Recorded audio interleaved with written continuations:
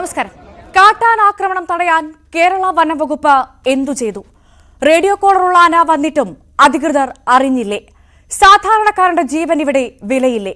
വയനാട് മാനന്തവാടി പൊരിവെയിലത്ത് പ്രതിഷേധക്കടലാകുമ്പോൾ അവിടുത്തെ നാട്ടുകാർ ഉന്നയിക്കുന്ന ചോദ്യങ്ങളാണിത്. ആനയെ കാടിറക്കിയപ്പോൾ തന്നെ എന്തുകൊണ്ട് വനംവകുപ്പിന് തുരത്താനായില്ല? റേഡിയോ കോളർ ഘടിപ്പിച്ച കാട്ടാന വീട്ടുമുറ്റത്ത് കയറി അജി എന്ന സാധാരണക്കാരനെ കൊലപ്പെടുത്തിയതുവരെ കാത്തിരിക്കണമായിരുന്നു ഒന്നിടപെടാൻ? വന്യമൃഗങ്ങളെ പേടിച്ച് വീട്ടിൽ പോലും കഴിയാനാകാത്ത അവസ്ഥയ്ക്ക് പരിഹാരമെന്ത്? ഈ വിഷയമാണ് സ്പോട്ട് ലൈവ് ആദ്യം പരിശോധിക്കുന്നത്.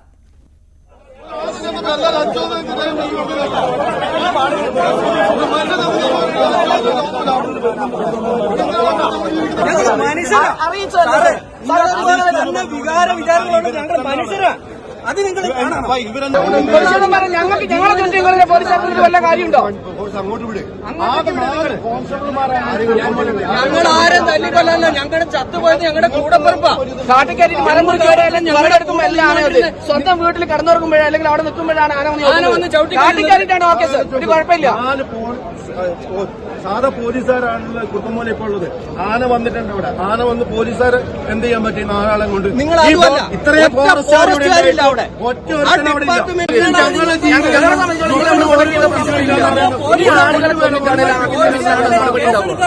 കളക്ടർ ഇല്ല, ഡിഎംഒ ഇല്ല. കഴിഞ്ഞ ആഴ്ച ആന വന്ന പാറേക്കാലിലെത്തിയ കളക്ടർ 20 മിനിറ്റോളം. നിലവിൽ മാനന്തവാടിയിൽ വലിയ രൂപത്തിലുള്ള പ്രതിഷേധം നടന്നുകൊണ്ടിരിക്കുകയാണ്. കഴിഞ്ഞ ഒരാഴ്ചക്കുള്ളിൽ രണ്ടാമത്തെ തവണയാണ് മാനന്തവാടിയിലേക്ക് കാട്ടിൽ നിന്നും ആന വരുന്ന സ്ഥിതി ഉണ്ടായിട്ടുള്ളത്. ഇത് കൃത്യമായി നമുക്ക് കാണാൻ വേണ്ടി സാധിക്കുന്നത് കർണാടകത്തിൽ നിന്നും വരുന്നതാണ്. അതുകൊണ്ട് വലിയ രൂപത്തിലുള്ള പ്രയാസങ്ങൾ കഴിഞ്ഞ ദിവസങ്ങളുണ്ടായിരുന്നു.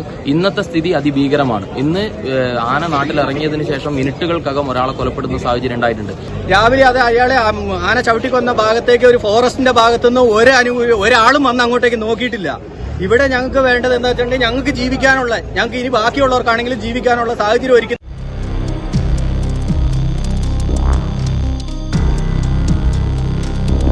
വയനാട്ടിൽ പ്രതിഷേധമിരമ്പുകയാണ്. ഇത് രാവിലെയാണ് ചാലിക്കട്ട പനച്ചിൽ അജി കൊല്ലപ്പെട്ടത്.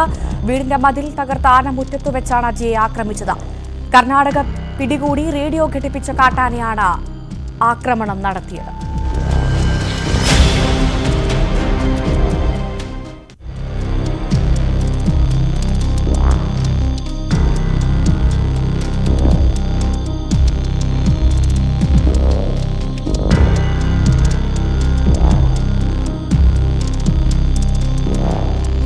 ബേലൂർ മഗ്ന എന്ന ആനയാണ് ആക്രമിച്ചതെന്ന് തിരിച്ചറിഞ്ഞു.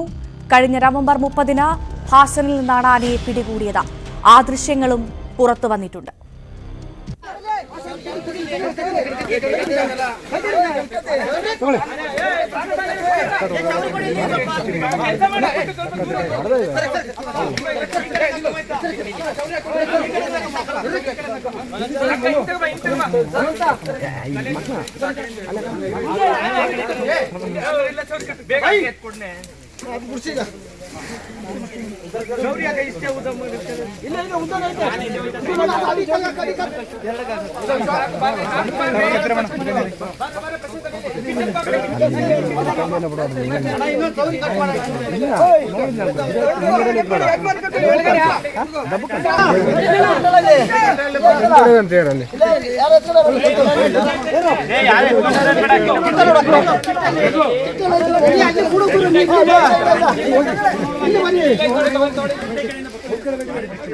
കഴിഞ്ഞ നവംബർ 30-ന് ഹാസനിൽ നിന്ന് പിടികൂടിയ ബേലൂർ മഗ്ന എന്ന ആനയുടെ ദൃശ്യങ്ങളാണ് ഇപ്പോൾ ന്യൂസ് 18 പുറത്തുവിട്ടിരിക്കുന്നത്.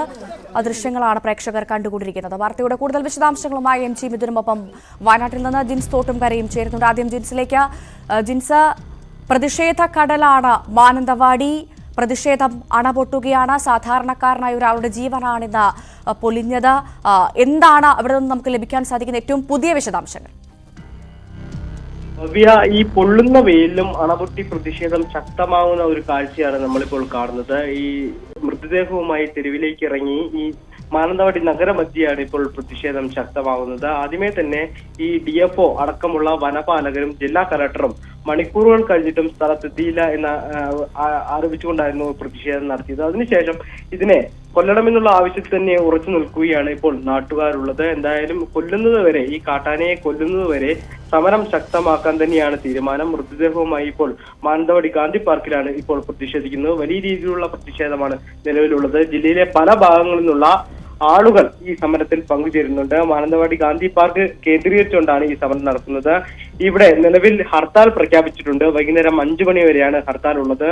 ഈ വ്യാപാരികളെല്ലാം തന്നെ, കടകമ്പോളങ്ങളെല്ലാം തന്നെ പൂർണ്ണമായും അടച്ചുകൊണ്ടാണ് ഈ പ്രതിഷേധത്തിൽ പങ്കാളിയാകുന്നത്. അതുപോലെ തന്നെ ഈ പ്രദേശത്ത് 104 പ്രഖ്യാപിച്ചിട്ടുണ്ട്. 4 ഡിവിഷനുകളിലാണ് നിരോധനാജ്ഞ പ്രഖ്യാപിച്ചിരിക്കുന്നത്. എന്തായാലും വനംവകുപ്പിന്റെ ഭാഗത്തു നിന്നും വലിയ രീതിയിലുള്ള വീഴ്ച സംഭവിച്ചു എന്ന് ചൂണ്ടിക്കാണിച്ചുകൊണ്ടാണ് ഈ പ്രതിഷേധം ശക്തമാകുന്ന ഒരു കാഴ്ച കാണുന്നത്. അതേസമയം തന്നെ ഈ അപകടകാരിയായിട്ടുള്ള ഈ കാട്ടാനയെ തിരിച്ചറിഞ്ഞിട്ടുണ്ട്. കർണാടകയിൽ നിന്നും റേഡിയോ കോളർ ഘടിപ്പിച്ച വേലൂർ മോഴ ആനയാണ് ഈ മധ്യവയസ്കനെ കൊന്നത്. കഴിഞ്ഞ നവംബർ 30-നായിരുന്നു ഈ കർണാടക അസനിൽ നിന്നും ഈ മോഴയാനയെ പിടികൂടുന്നത്. അതിനുശേഷം റേഡിയോ കോളർ ഘടിപ്പിച്ച് പിടിക്കുകയായിരുന്നു. എന്തായാലും ഒരാഴ്ച മുൻപ് തന്നെ ഈ മോഴയാന ഈ വയനാടിന്റെ അതിർത്തിയോട് ചേർന്ന പ്രദേശത്ത് എത്തിയിരുന്നു എന്നുള്ള വിവരം നേരത്തെ ലഭിച്ചിരുന്നു. പക്ഷേ ഇതിനെ കൃത്യമായി ട്രാക്ക് ചെയ്യാൻ കഴിഞ്ഞിട്ടില്ല എന്നുള്ളതാണ് ഇപ്പോൾ വനംവകുപ്പിനെതിരെ ശക്തമായ ഒരു വീഴ്ച സംഭവിച്ചു എന്നുള്ളത് ഈ രീതിയിൽ പറയുന്നത്. ഈ കർണാടക വനംവകുപ്പ് ഘടിപ്പിച്ച റേഡിയോ കോളർ കൃത്യമായി നിരീക്ഷിക്കാനുള്ള ആന്റിനി അടക്കമുള്ള സാങ്കേതിക സംവിധാനങ്ങൾ കർണാടക വകുപ്പ് നൽകാത്തതാണ് ഈ പ്രതിസന്ധിക്ക് കാരണമെന്നാണ് കേരള വനംവകുപ്പ് പറയുന്നത്. പക്ഷെ ഇന്ന് രാവിലെ പുലർച്ചെ 4 മണിയോടെ ഈ ജനവാസ മേഖലയിൽ എത്തിയപ്പോൾ പോലും ജനങ്ങൾക്ക് കൃത്യമായ ഒരു മുന്നറിയിപ്പ് നൽകാൻ വനംവകുപ്പിന് കഴിഞ്ഞില്ല എന്നുള്ളതാണ് പറയുന്നത്. എന്തായാലും വലിയ ഒരു ദുരന്തത്തിലേക്കാണ്, അതിദാരുണമായ സംഭവത്തിലേക്കാണ് ഇപ്പോൾ കടന്നിരിക്കുന്നത്. ഒരു മനുഷ്യജീവൻ കൂടി ഒലിഞ്ഞിരിക്കുകയാണ്. ഇതോടെയാണ് വനംവകുപ്പിനെതിരെ വലിയ രീതിയിലുള്ള പ്രതിഷേധം ശക്തമാവുന്ന ഒരു സാഹചര്യമുള്ളത്. എന്തായാലും നിലവിൽ ഈ ആനയെ മയക്കുവെടി വെക്കാനുള്ള ഒരു ഉത്തരവിലേക്ക് കടന്നിരിക്കുന്നു. ഉടൻ തന്നെ ഇതിന്റെ ഉത്തരവ് ഇറങ്ങിക്കഴിഞ്ഞാൽ തന്നെ ഇതിനെ മയക്കുവെടി വെക്കാനുള്ള ഒരു സാധ്യത നിലനിൽക്കുന്ന ഒരു സാഹചര്യമുണ്ട്. അപ്പോഴും ഇതിനെ കൃത്യമായ ഒരു സന്ദർഭം ഒത്തുവെത്താൽ മാത്രമേ ഇതിനെ മയക്കുവെടി വെക്കാൻ കഴിയൂ എന്നുള്ള കാര്യവും നിലവിലുണ്ട്. ഇപ്പോൾ നിലവിൽ ആന ഇപ്പോൾ എവിടെയാണുള്ളതെന്ന് വനപാലകർക്ക് സ്പോട്ട് ചെയ്യാൻ സാധിച്ചിട്ടുണ്ടോ? നിലവിൽ നിൽക്കുന്ന സ്ഥലം മനസ്സിലായെങ്കിൽ അത് ജനവാസ മേഖലയാണോ? ഇന്ന് മയക്കുവെടി വെക്കാനുള്ള ഒരു സാധ്യത അതെത്ര മാത്രമുണ്ട്? കുർക്കുമൂല ചാലികതയിലെ ജോൺസന്റെ തോട്ടത്തിലാണ് ഈ ആന നിലയുറപ്പിച്ചിട്ടുള്ളത്. ഇവിടെ ജനവാസ മേഖലയിൽ തന്നെയാണ് ഈ കാട്ടാനയുള്ളത്. അതുകൊണ്ട് തന്നെ ഇതിനെ വനത്തിലേക്ക് തുരത്താൻ സാധിക്കുമോ എന്നുള്ള കാര്യവും അറിയില്ല. പക്ഷെ തൊട്ടടുത്ത വനം ഉള്ളത് ഇത്തരത്തിൽ ജനവാസ മേഖല ഉള്ളതിനാൽ തന്നെ ഇതിനെ അക്രമം ഇനിയും വീണ്ടും ഉണ്ടാകുമോ എന്നുള്ള ഒരു ഭീതിയും കൂടെയുണ്ട്. അതേസമയം തന്നെ ഇതിനെ സാഹചര്യവും സന്ദർഭവും ഒത്തുവന്നാൽ മാത്രമേ മയക്കുവെടി വെക്കാൻ സാധിക്കുകയുള്ളൂ എന്നുള്ള കാര്യമാണ് നിലവിൽ അറിയാൻ കഴിഞ്ഞിട്ടുള്ളത്. എന്തായാലും ഇതിനെ വെടിവെച്ച് കൊല്ലുന്നവരെ, ഈ കാട്ടാനയെ വെടിവെച്ച് കൊല്ലുന്നവരെ സമരവുമായി മുന്നോട്ട് പോകാൻ തന്നെയാണ് ഇവിടുത്തെ നാട്ടുകാർ പറയുന്നത്. എന്തായാലും ഈ ജനങ്ങൾ ഈ വനം വകുപ്പ് വാഗ്ദാനങ്ങൾ നൽകുക മാത്രമാണ്, വാഗ്ദാനങ്ങൾ പാലിക്കപ്പെടുന്നില്ല. ജനങ്ങളുടെ സ്വത്തിനും ജീവനും സംരക്ഷണം നൽകാൻ കഴിയുന്നില്ല എന്നുള്ള കാര്യമാണ് നിലവിൽ ഈ ജനങ്ങൾ ഉന്നയിക്കുന്നത്. എന്തായാലും വലിയ രീതിയിലുള്ള ഒരു വീഴ്ച സംഭവിച്ചതാണ്, വനംവകുപ്പിന് വീഴ്ച സംഭവിച്ചു എന്നാണ് ജനങ്ങൾ പറയുന്നത്. കൃത്യമായി ഇതിനെ ട്രാക്ക് ചെയ്യാൻ പോലും വനംവകുപ്പിന് കഴിഞ്ഞിട്ടില്ല. എന്തായാലും ഉത്തരവ് ഇറങ്ങിക്കഴിഞ്ഞാൽ തന്നെ ഇതിനെ മയക്കുവെടി വെക്കാനുള്ള ഒരു നീക്കത്തിലേക്കായിരിക്കും വനംവകുപ്പ് കടക്കുക. നേരത്തെ ഒരാഴ്ച മുൻപായിരുന്നു തണ്ണീർക്കൊമ്പനെ ഈ ജനവാസ മേഖലയിൽ എത്തുകയും ഇത്തരത്തിൽ ഭീതി സൃഷ്ടിക്കുകയും ചെയ്തത്. പക്ഷെ യാതൊരു പ്രകോപനവും ഇല്ലാതെ മറ്റുള്ള ആക്രമിക്കാതെയായിരുന്നു തണ്ണീർക്കൊമ്പൻ കടന്നതെങ്കിൽ ഈ ആന തികച്ചും വ്യത്യസ്തമായിട്ടാണ് വന്ന ഉടനെ തന്നെ മറ്റൊരു ആളെ കൊലപ്പെടുത്തുന്ന ഒരു സ്ഥിതിയാണ് ഉണ്ടായിട്ടുള്ളത്. എന്തായാലും ഈ തണ്ണീർക്കൊമ്പനിൽ നിന്ന് ഏറെ വ്യത്യസ്തനാണ് ഇപ്പോൾ വയനാട്ടിലെത്തിയ ആന. കാരണം തണ്ണീർക്കൊമ്പൻ തീർത്തും ശാന്തനായിരുന്നു. പക്ഷെ ആ ഒരു സാഹചര്യമല്ല നിലവിലുള്ളത്. ഒരാളുടെ ജീവനെടുത്ത കൊലയാളി ആനയാണ്. അതുകൊണ്ട് തന്നെ സാധാരണക്കാരായ ജനങ്ങൾ അവിടെ വലിയ ഭീതിയിലായിരിക്കും. എത്രയും പെട്ടെന്ന് ആനയെ മയക്കുവെടി വെച്ച് അവിടെ നിന്ന് മാറ്റുക എന്നത് മാത്രമേ ആളുകൾക്ക് മുന്നിൽ ഒരു സമാധാനത്തിനുള്ള ഒരു വഴിയുള്ളൂ. അത് എത്ര വേഗം സാധ്യമാകുമെന്നുള്ള ചോദ്യമാണ് ഇനി അവശേഷിക്കുന്നത്, അല്ലേ? തീർച്ചയായും. എന്തായാലും ഇതിനെ എത്രയും പെട്ടെന്ന് ജനവാസ മേഖലയിൽ നിന്നും പിടികൂടുകയോ അല്ലെങ്കിൽ മയക്കുവെടി വെച്ച് ഇതിനെ പിടികൂടുകയോ ചെയ്യണമെന്നുള്ള ആവശ്യമാണ് നിലവിൽ ജനങ്ങൾ ഉന്നയിക്കുന്നത്. അതേസമയം തന്നെ ഈ മാനന്തവാടി സബ് കളക്ടർ ഓഫീസിൽ നിലവിൽ സർവകക്ഷി യോഗം ചേരുകയാണ്. ഇതിൽ ജില്ലാ പഞ്ചായത്ത് പ്രസിഡന്റ്, ജില്ലാ കളക്ടർ, DFO അടക്കമുള്ള ഉന്നത ഉദ്യോഗസ്ഥരും അതുപോലെ തന്നെ ജനപ്രതിനിധികളും ഈ കുടുംബങ്ങൾ അടക്കമുള്ളവർ നിലവിൽ ഈ യോഗത്തിൽ പങ്കുചേരുന്നുണ്ട്. ഈ അജിയുടെ കുടുംബത്തിന് നഷ്ടപരിഹാരം നൽകാനുള്ള നടപടികൾ വേഗത്തിലാക്കുമെന്നാണ് ജില്ലാ കളക്ടർ അറിയിച്ചിട്ടുള്ളത്. അതേസമയം തന്നെ അജിയുടെ കുടുംബം പറയുന്നത് കളക്ടർ വരും എന്ന് പറഞ്ഞ് ആശുപത്രിയിൽ കുറെ നേരം കാത്തിരുന്നു, അവിടെ സംസാരിച്ചു തീർക്കേണ്ട സാഹചര്യമായിരുന്നു. അതിനുശേഷമാണ് ഈ മൃതദേഹവുമായി തെരുവിലേക്ക് ഇറങ്ങേണ്ട ഒരു സാഹചര്യം ഉണ്ടായത്. ഈ കളക്ടറുടെ ഭാഗത്തു നിന്നും വലിയ രീതിയിലുള്ള വീഴ്ച സംഭവിച്ചു എന്നാണ് ഈ അജിയുടെ കുടുംബം പറയുന്നത്. അതുപോലെ തന്നെ ഇതിന് ഈ അജിയുടെ കുടുംബത്തിന് നഷ്ടപരിഹാരമായി 50 ലക്ഷം രൂപ വേണമെന്നും പറയുന്നുണ്ട്. അതുപോലെ തന്നെ അജിയുടെ കുടുംബത്തിന് ഏക അത്താണിയായിരുന്നു അജി എന്ന് പറയുന്നത്. അജിയും ഭാര്യയും അതുപോലെ തന്നെ 2 മക്കളുമുള്ള ഒരു കുടുംബമായിരുന്നു, കർഷക കുടുംബമാണ്. അജി ട്രാക്ടർ ഡ്രൈവർ കൂടിയാണ്. അതുകൊണ്ട് തന്നെ ഈ അജിയുടെ ഭാര്യയ്ക്ക് സ്ഥിരമായിട്ടുള്ള ജോലി വേണം, ഈ അജിയുടെ കുട്ടികളുടെ പഠനം ഏറ്റെടുക്കണം, അജിയുടെ കടങ്ങൾ ഏറ്റെടുക്കണം എന്നുള്ള ആവശ്യങ്ങളാണ് നിലവിൽ ഈ അജിയുടെ കുടുംബം ഈ സർവകക്ഷി യോഗത്തിൽ ഉന്നയിച്ചിരിക്കുന്നത്. എന്തായാലും നിലവിൽ ഈ സർവകക്ഷി യോഗം തുടരുകയാണ്. നിലവിൽ ഈ ആളുകളുടെ പ്രതിഷേധം കണക്കിലെടുത്തുകൊണ്ട് ആളുകളെ അന്വേഷിക്കാനുള്ള ഒരു നീക്കവും നിലവിൽ നടക്കുന്നുണ്ട്. അതേസമയം തന്നെ ഈ സർവകക്ഷി യോഗം നടക്കുന്ന സബ് കളക്ടർ ഓഫീസിന് മുന്നിൽ പ്രതിഷേധവും നടക്കുന്ന ഒരു സാഹചര്യമുണ്ട്. സബ് കളക്ടർ ഓഫീസിന് മുന്നിൽ വൻ പ്രതിഷേധമാണ്, ഗേറ്റ് തള്ളി തീർക്കാനുള്ള ഒരു ശ്രമമെല്ലാം നടക്കുന്നുണ്ട്. എന്തായാലും ആളുകൾ വലിയ ഒരു പ്രതിഷേധത്തിലും ആശങ്കയിലും നിലനിൽക്കുന്ന ഒരു സാഹചര്യമാണ് ഭവ്യ ഉള്ളത്. തീർച്ചയായും ജിൻസ ദയവായി തുടരുക. ഞാൻ MG മിഥുനിലേക്ക് കൂടി പോവുകയാണ്. മിഥുൻ, കഴിഞ്ഞ നവംബർ 30-ന് ഹാസനിൽ നിന്നാണ് ഈ ആനയെ കർണാടക വനവകുപ്പ് പിടികൂടുന്നത്. അതിന്റെ ദൃശ്യങ്ങളാണ് നമ്മളിപ്പോൾ പുറത്തുവിടുന്നത്, അല്ലേ? തീർച്ചയായും നവംബർ 30-ന് കഴിഞ്ഞ ആഴ്ചയിൽ ഈ തണ്ണീർക്കൊമ്പൻ എന്ന ആന ഈ വലിയ രീതിയിൽ പരിഭ്രാന്തി സൃഷ്ടിക്കുകയും പിന്നീട് മയക്കുപിടി വെച്ച് അതിനെ പിടികൂടുകയും ചെയ്ത് നമ്മൾ കാണുകയും ചെയ്തതാണ്. ആ തണ്ണീർക്കൊമ്പനെ പിടികൂടുന്ന ആ സമയത്ത് തന്നെയായിരുന്നു ഈ ബേലൂർ മഗ്ന എന്ന ഈ ആനയും പിടികൂടിയിരുന്നത്. ആ മേഖലയിൽ, അതായത് കർണാടകയിലെ ബേലൂർ മേഖലയിലൊക്കെ തന്നെ സ്ഥിരം ശല്യക്കാരനായിരുന്നു ഈ ആന.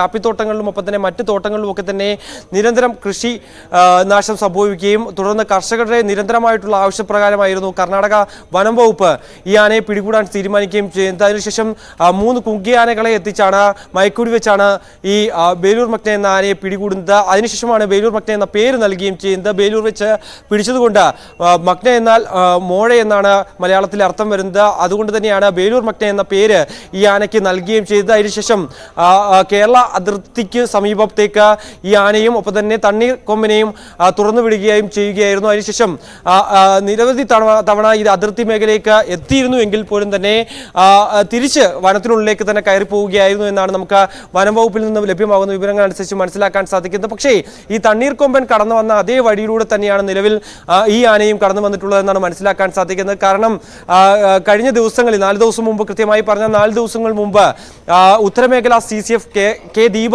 ഇതുമായി ബന്ധപ്പെട്ട ചില വിവരങ്ങൾ നൽകിയിരുന്നു. അതായത് ഈ ബേലൂർ മഗ്ന ഈ അതിർത്തി പ്രദേശങ്ങളിലേക്ക് കടന്നിട്ടുണ്ട്. ആ വനമേഖലയിലൂടെ കേരള അതിർത്തിക്കകത്തേക്ക് വയനാട് മേഖലയിലേക്ക് കടക്കാനുള്ള ഒരു സാഹചര്യമുണ്ട്, അത്തരത്തിൽ നിരീക്ഷിച്ചു വരികയാണ് എന്നുള്ളൊരു കാര്യം CCF തന്നെ വ്യക്തമാക്കുകയും ചെയ്തിരുന്നു. ഇക്കാര്യം കേരള വനം വകുപ്പിനെ അറിയിച്ചിട്ടുണ്ട് എന്നാണ് തന്നെയാണ് മനസ്സിലാക്കാൻ സാധിക്കുന്നത്. പക്ഷേ ഇത് കേരളത്തിലെ വനം വകുപ്പിനെ അറിയിച്ചിട്ടില്ല എന്നാണ് വനമന്ത്രി ഉൾപ്പെടെയുള്ളവർ പറയുന്നത്. ഒപ്പം തന്നെ ചീഫ് വൈൽഡ് ലൈഫ് വാർഡൻ ഉൾപ്പെടെയുള്ളവർ ഇതുമായി ബന്ധപ്പെട്ട് പറയുന്നത് അത്തരത്തിലുള്ള ഒരു യാതൊരുവിധ മുന്നറിയിപ്പും ഇവർ നൽകിയിട്ടില്ല എന്നാണ് പറയുന്നത്. പക്ഷേ ഈ അവിടുത്തെ ജനങ്ങൾ പറയുന്നതനുസരിച്ച് കഴിഞ്ഞ ദിവസം തന്നെ ഈ ആന വനാതിർത്തിയിലേക്ക് കടന്നിട്ടുണ്ട്. അതുമായി ബന്ധപ്പെട്ടുള്ള വിവരം കൃത്യമായി വനംവകുപ്പിനെ അറിയിച്ചിട്ടുണ്ട്. പക്ഷേ ഇത് ജനങ്ങളെ അറിയിക്കാനോ അല്ലെങ്കിൽ കൂടുതൽ മുൻകരുതൽ എടുക്കാനോ യാതൊരുവിധ നടപടികൾ സ്വീകരിക്കാനോ വനംവകുപ്പ് തയ്യാറായിട്ടില്ല, RRT സംഘം തയ്യാറായിട്ടില്ല എന്നുള്ള ഒരു വിമർശനമാണ്, അല്ലെങ്കിൽ അത്തരത്തിലുള്ള പ്രധാനപ്പെട്ട ഒരു ആരോപണം തന്നെയാണ് ഈ നാട്ടുകാർ മുന്നോട്ട് വയ്ക്കുകയും ചെയ്യുന്നത്. അതുകൊണ്ട് തന്നെയാണ് നിലവിൽ ഈ മേലൂർ മഗ്ന സ്ഥിതി ചെയ്യുന്നത് ജനവാസ മേഖലയിൽ തന്നെയാണ്. അതുകൊണ്ട് തന്നെ വനത്തിലേക്ക് തിരികെ പോകാനുള്ള ഒരു സാഹചര്യം നിലവിലില്ല. ഒരുപക്ഷേ ഈ ജനവാസ മേഖലയിലേക്ക് ഇറങ്ങിയാൽ അത് വലിയ നാശനഷ്ടത്തിലേക്കും വലിയ ആക്രമണത്തിലേക്കും പോകും. സ്വാഭാവികമായി നമുക്കറിയാം, ഒരാളെ കൊലപ്പെടുത്തിയതിനു ശേഷമാണ് ആന ഈ മേഖലയിലേക്ക് എത്തുകയും ചെയ്തിരിക്കുന്നത്. അതുകൊണ്ട് തന്നെ കൂടുതൽ ജനവാസ മേഖലയിലേക്ക് ആന ഇറങ്ങിയാൽ ഒരുപക്ഷേ കൂടുതൽ ആളപായങ്ങൾ ഉണ്ടാകാനും കൂടുതൽ പേർക്ക് പരിക്കുണ്ടാകാനുള്ള ഒരു സാഹചര്യം നിലവിലുണ്ടാകാനുള്ള ഒരു പശ്ചാത്തലം കണക്കിലെടുത്തുകൊണ്ട് തന്നെയാണ് വനം വകുപ്പ് ഇപ്പോൾ ഈ ഒരു ആനയെ മയക്കുപിടി വെക്കാനുള്ള ഒരു തീരുമാനത്തിലേക്ക് എത്തിയിരിക്കുന്നത്. പക്ഷേ നിലവിൽ ഇതുവരെയും ഉത്തരവ് ഇറങ്ങിയിട്ടില്ല എന്നുള്ളതാണ് ഭവ്യ ഏറ്റവും ശ്രദ്ധേയമായിട്ടുള്ള കാര്യം. നമുക്കറിയാം, നമുക്ക് മുന്നിൽ തണ്ണീർ കൊമ്പനെ പിടികൂടിയ ആ സമയത്ത് വൈകിട്ടോട് കൂടിയാണ് ഇതിനെ മയക്കുപിടി വെക്കാൻ സാധിക്കുകയും ചെയ്തത്. അതിനുശേഷം കുങ്കിയാനകളെ എത്തിച്ച് ആന മയങ്ങിയതിനു ശേഷം മാത്രമാണ് കുങ്കിയാനകളെ അടുക്കലേക്ക് എത്തിച്ച് പിന്നീട് ലോറിയിലേക്ക് കയറ്റാനുള്ള ശ്രമം നടക്കുകയും ചെയ്തത്. അത് രാത്രി വൈകിയോടുകൂടിയായിരുന്നു ആ ഒരു ശ്രമം സഫലമാവുകയും ചെയ്തത്. അതിനുശേഷം ആണ് ആനയെ തിരികെ കൊണ്ടുപോവുകയും ചെയ്തത്. അതാണ് ആനയ്ക്ക് മരണം സംഭവിക്കാനുള്ള സാഹചര്യം അല്ലെങ്കിൽ അത്തരത്തിൽ വഴിയൊരുക്കി എന്നുള്ള ഒരു പോസ്റ്റ്മോർട്ടം റിപ്പോർട്ട് ഉണ്ടായിരുന്നു. അതായത് കൂടുതൽ ശ്രമകരമായാണ് രാത്രി വൈകിയും ആനയെ ഇത്തരത്തിൽ ലോറിയെ കയറ്റാനുള്ള ഒരു തീരുമാനമെടുത്തതിനെ തുടർന്നാണ് ആനയ്ക്ക് ജീവഹാനി സംഭവിച്ചത് എന്നുള്ള ഒരു വിവരം പിന്നീട് കർണാടക വനം വകുപ്പ് മുന്നോട്ട് വയ്ക്കുകയും ചെയ്തിരുന്നു. കൂടാതെ പോസ്റ്റ്മോർട്ടം റിപ്പോർട്ടിൽ കൂടുതൽ വിവരങ്ങളും ലഭ്യമാവുകയും ചെയ്തു. ഇതുമായി ബന്ധപ്പെട്ട് കേരള വനം വകുപ്പിനെതിരെ വലിയ വിമർശനം ഉന്നയിച്ച ഒരു പശ്ചാത്തലമുണ്ട്. അതുകൊണ്ട് തന്നെ ഈ ഉത്തരവ് പുറപ്പെടുവിച്ചാൽ തന്നെയും നിലവിൽ ഇപ്പോൾ 2:15 മണിയായി. ഇനി ഈ ഉത്തരവ് വന്നതിന് ശേഷം കുങ്കിയാനകളെ എത്തിക്കാനുള്ള നടപടികൾ സ്വീകരിച്ചിരിക്കുന്നു എന്ന് പറയുന്നു. പക്ഷേ ഈ പ്രദേശത്തേക്ക് കുങ്കിയാനകളെ ഇതുവരെയും എത്തിച്ചില്ല. ഒരുപക്ഷെ വൈകിട്ടോട് കൂടിയായിരിക്കും ഇവർ എത്തുന്നതെങ്കിൽ പോലും തന്നെ വലിയ വെല്ലുവിളി തന്നെയായിരിക്കും ഈ ആനയെ മയക്കുപിടിയെ വെക്കുക എന്നുള്ള ദൗത്യ സംഘത്തിന് മുന്നിൽ ഉണ്ടാകുക. ഒപ്പം തന്നെ രാത്രി വൈകി എന്തായാലും ആനയെ കഴിഞ്ഞ തവണ തണ്ണീർക്കൊമ്പനെ കയറ്റിയതുപോലെ തിരികെ ഈ ഒരു മയക്കുപിടി വെച്ച് ആ ദൗത്യം ആക്കിയതിനു ശേഷം ലോറിയിലേക്ക് കയറ്റാൻ കുങ്കിയാനകൾ ഉപയോഗിച്ച് കയറ്റാനുള്ള ശ്രമം ഇത്തവണ നിർണായകമാണ്. കാര്യത്തിൽ തർക്കമില്ല. എന്തായാലും പക്ഷേ അജി എന്ന ഈ സാധാരണക്കാരന്റെ മരണത്തിൽ ഒരു വലിയ പങ്ക് വനം വകുപ്പിനുണ്ട്. അക്കാര്യത്തിലും തർക്കമില്ല. അവർ ആ മരണത്തിന് വനം വകുപ്പ് മറുപടി പറഞ്ഞേ മതിയാകൂ. അത് മാത്രമല്ല, ചെയ്യേണ്ടത് കൃത്യമായി ചെയ്തിട്ടുണ്ട് വനം വകുപ്പ്. പക്ഷെ അതൊന്നും ജനങ്ങൾക്ക് ഉപകാരപ്പെടുന്നില്ല എന്ന് വനം മന്ത്രി പറയുന്ന സാഹചര്യം, വനം മന്ത്രി വിലപിക്കുന്ന സാഹചര്യം അതേ തരത്തിൽ കാണാൻ സാധിക്കും. മിഥുൻ, ഭവ്യ, അതായത് ഈ ജനങ്ങൾ പറയുന്ന ഒരു കാര്യമുണ്ട്. അതായത് കാലാകാലങ്ങളായി ഇത്തരത്തിലൊരു സ്ഥായിയായ പരിഹാരം വേണം. വീട്ടിൽ കിടന്നുറങ്ങാൻ, അതായത് പേടിയോടെ അല്ലാതെ വീട്ടിൽ കിടന്നുറങ്ങാനുള്ള ഒരു അവസ്ഥ അല്ലെങ്കിൽ അത്തരത്തിലൊരു സാഹചര്യം ഒരുക്കണമെന്നുള്ള ആവശ്യം മുന്നോട്ട് വെക്കാൻ തുടങ്ങിയിട്ട് കുറേ വർഷങ്ങളായി. പക്ഷേ അതിനുള്ള ഒരു പരിഹാരം കാണാൻ ഇതുവരെയും വനംവകുപ്പിന് സാധിച്ചിട്ടില്ല എന്നുള്ളൊരു വിമർശനമാണ് ജനങ്ങൾ മുന്നോട്ട് വെക്കുന്നത്. പക്ഷേ ഇന്ന് വനമന്ത്രി പറഞ്ഞത് നിരവധി പരിഹാരങ്ങൾ കണ്ടതാണ്. പക്ഷേ അത് ജനങ്ങൾക്ക് പ്രയോജനപ്പെടുന്നില്ല എന്നുള്ള ഒരു കാര്യമാണ് വനമന്ത്രി മുന്നോട്ട് വെക്കുകയും ചെയ്യുന്നത്. അതിനിടയിലാണ് ഈ ഒരു വനമന്ത്രി തന്നെ നിയമസഭയിൽ രേഖാമൂലം അറിയിച്ചിട്ടുള്ള ഒരു റിപ്പോർട്ട് പുറത്തു വരുന്നത്. അതായത് 2016 മുതൽ 2023 വരെയുള്ള ഈ വന്യജീവി ആക്രമണങ്ങളുടെ എണ്ണവും ഒപ്പം തന്നെ ജീവഹാനി സംഭവിച്ചവരുടെ എണ്ണവും പരിക്കേറ്റവരുടെ എണ്ണവും അതിൽ എത്രത്തോളം കൃഷിനാശം സംഭവിച്ചിട്ട് തുടങ്ങിയുള്ള വിവരങ്ങൾ പുറത്തു വരികയും ചെയ്യുന്നത്. 2016 ഏകദേശം 6262 വന്യജീവി ആക്രമണങ്ങൾ വയനാട് കേന്ദ്രീകരിച്ചുണ്ടായിട്ടുണ്ട്. അതിൽ സംസ്ഥാനത്തുടനീളം ഉണ്ടായിട്ടുണ്ട്.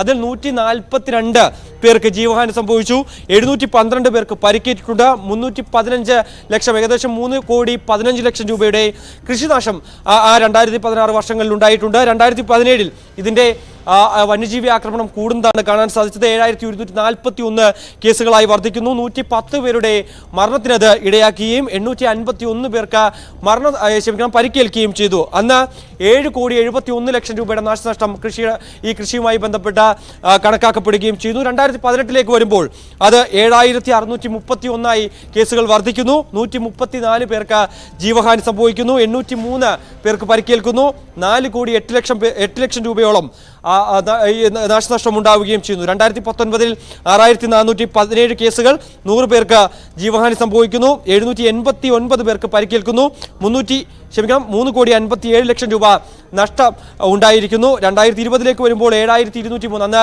നമുക്കറിയാം ഈ കോവിഡ് പിടിച്ചുലക്കിയ ഒരു കാലഘട്ടത്തിൽ കൂടി ആയിരുന്നു എങ്കിൽ പോലും തന്നെ വലിയ വന്യജീവി ആക്രമണങ്ങൾ ഉണ്ടാകുന്നു എന്നുള്ളത് തന്നെയാണ്. 7,203 കേസുകളാണ് 2020. 2021 8,770 കേസുകൾ. 2022 വരുമ്പോൾ 7,515 കേസുകൾ. 2023 വരുമ്പോൾ 5,500 കുറഞ്ഞിട്ടുണ്ട് എങ്കിൽ പോലും ഈ മരിച്ചവരുടെ എണ്ണം നമ്മൾ നോക്കുമ്പോൾ ഓവറോൾ നോക്കുമ്പോൾ 2016 മുതൽ 2023 വരെ 909 പേർക്ക് ജീവഹാനി സംഭവിച്ചിരിക്കുന്നു.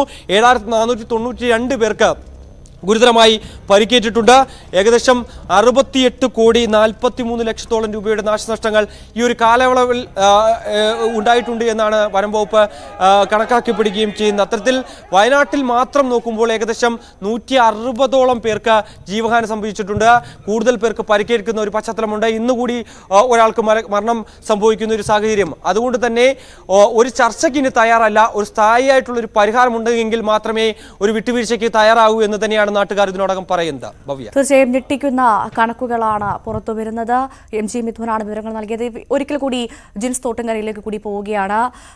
ജിൻസ്, ആദ്യം എന്താണ് നിലവിൽ അവിടെ സംഭവിക്കുന്നതെന്ന് അറിയണം. അതോടൊപ്പം തന്നെ ചോദിച്ചുകൊള്ളട്ടെ, പ്രധാനമായും ഈ സംഭവത്തെക്കുറിച്ച് വനമന്ത്രിയോട് ചോദിച്ചപ്പോൾ അദ്ദേഹം പറഞ്ഞൊരു വാക്കുണ്ടായി, ദാരുണമായ സംഭവം. ഇത് ദാരുണമാണ് എന്നുള്ളത് ശ്രീ വനമന്ത്രി പറയേണ്ട കാര്യമില്ല. അത്രമാത്രം ദാരുണമായ ഒരു സംഭവം തന്നെയാണ്. അതോടൊപ്പം തന്നെ ഈ ആനയെ നിരീക്ഷിക്കാൻ ഒരു ഡ്രോൺ ഉണ്ടായിരുന്നു. ആ ഡ്രോൺ എവിടെയെന്ന് ചോദിച്ചപ്പോൾ കിട്ടിയ മറുപടി ഇങ്ങനെയാണ്, അത് അടുത്ത വീട്ടിൽ ചാർജ് ചെയ്യാൻ വെച്ചതാണെന്ന്. ഇന്നത്തെ ദിവസം അവിടുത്തെ ആളുകൾ ഉയർത്തുന്ന ഒരുപാട് ചോദ്യങ്ങൾക്ക് വനം വകുപ്പ്, വനം അധികൃതർ മറുപടി പറഞ്ഞേ മതിയാകൂ. ഈ കാട്ടാനയെ തുരത്താൻ എന്തു ചെയ്തു അധികൃതർ എന്ന്? തീർച്ചയായും ഭവ്യ, തുടക്കം മുതലേ തന്നെ വനം വകുപ്പിന്റെ ഭാഗത്തു നിന്നും വലിയ രീതിയിലുള്ള ഒരു അലംഭാവം ഉണ്ടായി എന്ന് തന്നെ വേണം പറയാൻ. ഈ സംഭവം നടന്നിട്ട് പോലും നടക്കുന്നതിന് മുൻപ് തന്നെ പുലർച്ചെ 4 മണിക്ക് തന്നെ ഈ ജനവാസ മേഖലയിൽ കാട്ടാന എത്തിയപ്പോൾ പോലും ജനങ്ങൾക്ക് കൃത്യമായ മുന്നറിയിപ്പ് നൽകാൻ വനം വകുപ്പിന് കഴിഞ്ഞില്ല എന്നുള്ളതാണ് ഇപ്പോൾ പ്രധാനമായും ചൂണ്ടിക്കാണിക്കുന്നത്. അതുപോലെ തന്നെ ഈ സംഭവം നടക്കുമ്പോൾ ഉന്നതപ്പെട്ട ഉദ്യോഗസ്ഥർ, DFO അടക്കമുള്ള ഉന്നത ഉദ്യോഗസ്ഥരോ ജില്ലാ കളക്ടറോ ഈ സ്ഥലത്തെത്തിയില്ല എന്നുള്ള ഒരു ആരോപണമുണ്ട്.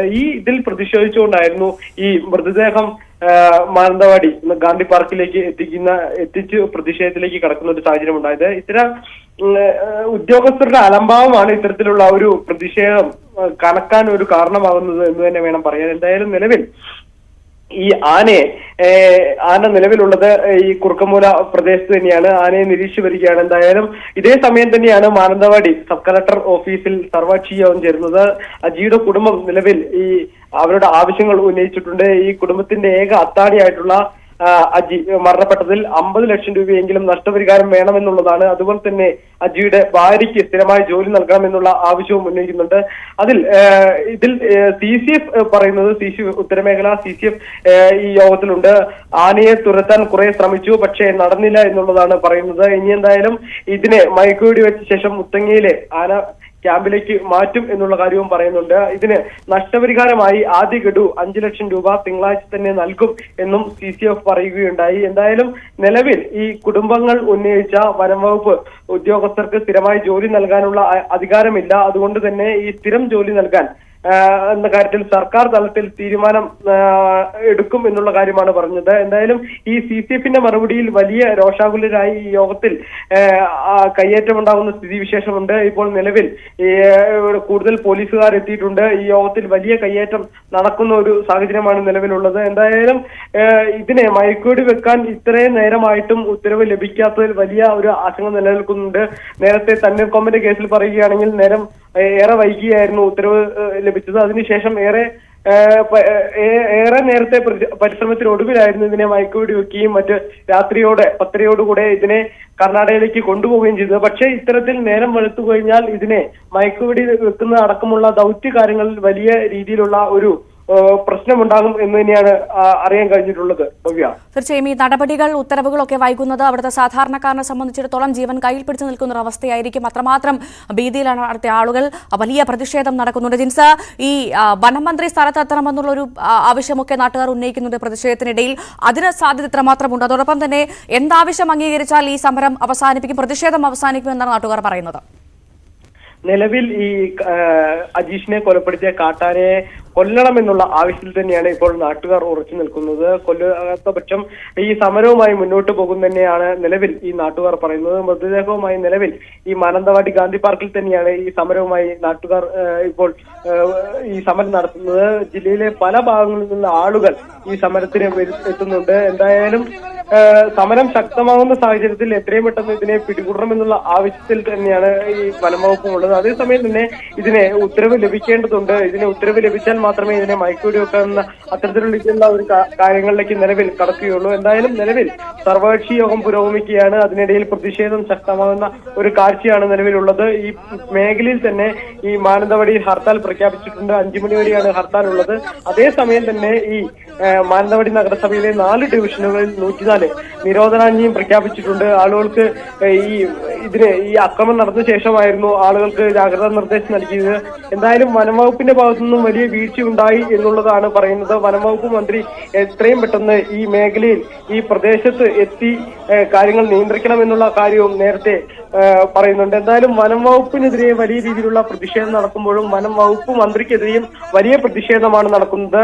കഴിഞ്ഞ ഡിസംബർ 9 ഈ വാഗേരിയിലെ ക്ഷീരകർഷകനായിട്ടുള്ള പ്രജീഷ് കൊല്ലപ്പെട്ടപ്പോൾ പോലും നിലവിൽ ഈ വനം വകുപ്പ് മന്ത്രിയായിട്ടുള്ള AK ശശീന്ദ്രൻ ഇവിടെ എത്തുകയോ കുടുംബത്തെ ആശ്വസിക്കുകയോ ചെയ്തിട്ടില്ല എന്നുള്ളതാണ് പറയുന്നത്. അതിനുശേഷം 3ഓളം വന്യമൃഗ ആക്രമണത്താൽ ആളുകൾ കൊല്ലപ്പെടുന്ന ഒരു സ്ഥിതിവിശേഷം ഉണ്ടായിരുന്നു. അപ്പോൾ പോലും ഈ വയനാടിനെ സന്ദർശിക്കുകയോ ഇത്തരത്തിൽ കുടുംബാംഗങ്ങളെ സന്ദർശിക്കുകയോ ചെയ്യാത്ത ഒരു സാഹചര്യം നിലവിൽ മന്ത്രിക്ക് നേരെ ഉന്നയിക്കുന്നുണ്ട്. അതുകൊണ്ട് തന്നെ ഈ വനം വകുപ്പ് മന്ത്രി ഉടനെ തന്നെ ഈ പ്രദേശത്ത് എത്തണമെന്നുള്ള ആവശ്യവും ഉറയ്ക്കുന്നുണ്ട്. ഭവ്യ, തീർച്ചയായും എന്തായാലും വലിയ ദാരുണമായ സംഭവമാണ് ഇന്ന് രാവിലെ വയനാട്ടിൽ മാനന്തവാടിയിൽ ഉണ്ടായിരിക്കുന്നത്. വീട്ടിൽ കയറി ഗൃഹനാഥനെ ആന കൊലപ്പെടുത്തിയിരിക്കുന്നു. മൃതദേഹവുമായി നാട്ടുകാർ വലിയ പ്രതിഷേധത്തിലാണ്. വയനാട് കാട്ടാന പേടിയിലാണെന്ന് തന്നെ പറയാം. ഉടൻ തന്നെ ഒരു ഉത്തരവ്, മയക്കുപിടിയുമായി ബന്ധപ്പെട്ട ഉത്തരവ് ഇറങ്ങുകയും ആനയെ പ്രദേശത്ത് നിന്ന് മാറ്റുകയും വേണ്ടത് അവിടുത്തെ ആളുകളെ സംബന്ധിച്ച് വലിയ അനിവാര്യമാണ്. എന്തായാലും വലിയ പ്രതിഷേധമാണ് നടക്കുന്നത്. ജിൻസ് തോട്ടങ്കര MG മിഥുനുമാണ് വാർത്തയുടെ വിശദാംശങ്ങൾ പങ്കുവച്ചത്. ഇനി മറ്റൊരു വിഷയമാണ് സ്പോട്ട്ലൈറ്റ് പരിശോധിക്കുന്നത്. തിരുവനന്തപുരം മണ്ണന്തലയിൽ ടിപ്പർ ലോറി ഡ്രൈവറെ SI അകാരണമായി മർദ്ദിച്ചെന്ന് പരാതി.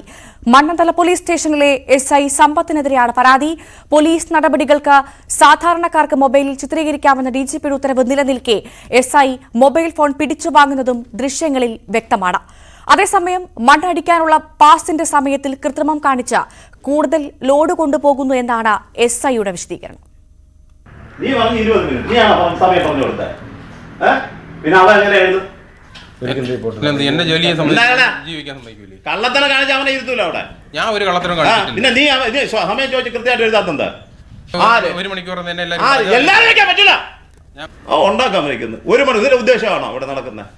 നീ സാറിന് വേണ്ടി നീ എടുത്തോ, അത് കുഴപ്പമില്ല. നീ പറ എത്ര സമയം വേണം? ഉദ്ദേശിച്ച സമയത്ത് 1 മണിക്കൂർ. നിന്റെ കള്ളത്തനം നമുക്കറിയാം എന്താണെന്ന്. ഈ 1 മണിക്കൂർ വെച്ചിട്ട് ഈ പാസ് ചെയ്യാൻ 3 പ്രാവശ്യം നിങ്ങൾ പോയിട്ട് വരും. നീ പറഞ്ഞ 20 മിനിറ്റ് നീയാണ് സമയം പറഞ്ഞു കൊടുത്തത്. പിന്നെ അതെങ്ങനെ എഴുതും? എന്റെ ജോലിയെ ജീവിക്കാൻ സമ്മതിക്കൂലേ? കള്ളത്തരം കാണിച്ച അവനെ ഇരുത്തൂല അവിടെ. ഞാൻ ഒരു കള്ളത്തരം കാണിച്ചിട്ടില്ല. പിന്നെ നീ സമയം ചോദിച്ച് കൃത്യമായിട്ട് എഴുതാത്തത് 1 മണിക്കൂർ എല്ലാരും വെക്കാൻ പറ്റില്ല. ഉണ്ടാക്കാൻ വയ്ക്കുന്നത് 1 മണി ഇതിന്റെ ഉദ്ദേശമാണോ അവിടെ നടക്കുന്നത്? നീ സാറിന് വേണ്ടി നീ എടുത്തോ, അത് കുഴപ്പമില്ല. നീ പറ എത്ര സമയം വേണം? ഉദ്ദേശിച്ച സമയത്ത് 1 മണിക്കൂർ. നിന്റെ കള്ളത്തനം നമുക്കറിയാം എന്താണെന്ന്. ഈ 1 മണിക്കൂർ വെച്ചിട്ട് ഈ പാസ് ചെയ്യാൻ 3 പ്രാവശ്യം നിങ്ങൾ പോയിട്ട് വരും. ഞാൻ പാസ് വാങ്ങിക്കാൻ ലോഡ് ചെയ്തിട്ടാ വണ്ടി പാസ് വാങ്ങിക്കാൻ ചെന്ന സമയത്ത് ഇറങ്ങി വന്ന ഇറക്കത്തിനാണ് ഞങ്ങൾക്ക് കള്ളമണ്ണ ഓർണാതാന്ന് ചോദിച്ചുകൊണ്ട് താടിയിൽ പിടിക്കുകയും കവാലത്ത് ചെറുക്ക് നോക്കി അടിക്കുകയും ചെയ്തു. മണ്ണടിക്കാരുടെ അടുത്ത് ചെന്ന് പറയുന്നത്, ഞാൻ വഴയില 3.5 സെന്റ് സ്ഥലം വാങ്ങിച്ചു, ഞാൻ 18,000 രൂപയാണ് എനിക്ക് ശമ്പളമുള്ളത്. ഈ 18,000 രൂപ ശമ്പളമുള്ള എനിക്ക് ജീവിക്കണം എന്നാണ്. നമ്മളോട് അത് സംസാരിച്ചാൽ ഒതുങ്ങാത്തതിന്റെ പേരിൽ മനഃപൂർവ്വം ഈ വണ്ടികൾ കസ്റ്റഡിയിലെടുക്കുക. PV വിനോദ് വാർത്തയുടെ വിശദാംശങ്ങളുമായി ചേരുന്നു. വിനോദ്, എന്താണ് കാക്കി സാധാരണക്കാരന്റെ മേൽ കുതിര കയറാനുള്ള ഒരു ആയുധമായിട്ടാണോ ഇവിടുത്തെ പോലീസുകാർ ഉപയോഗിക്കുന്നത്? എന്താ മനസ്സിലാക്കേണ്ടത് ഈ വാർത്തയിൽ നിന്ന്?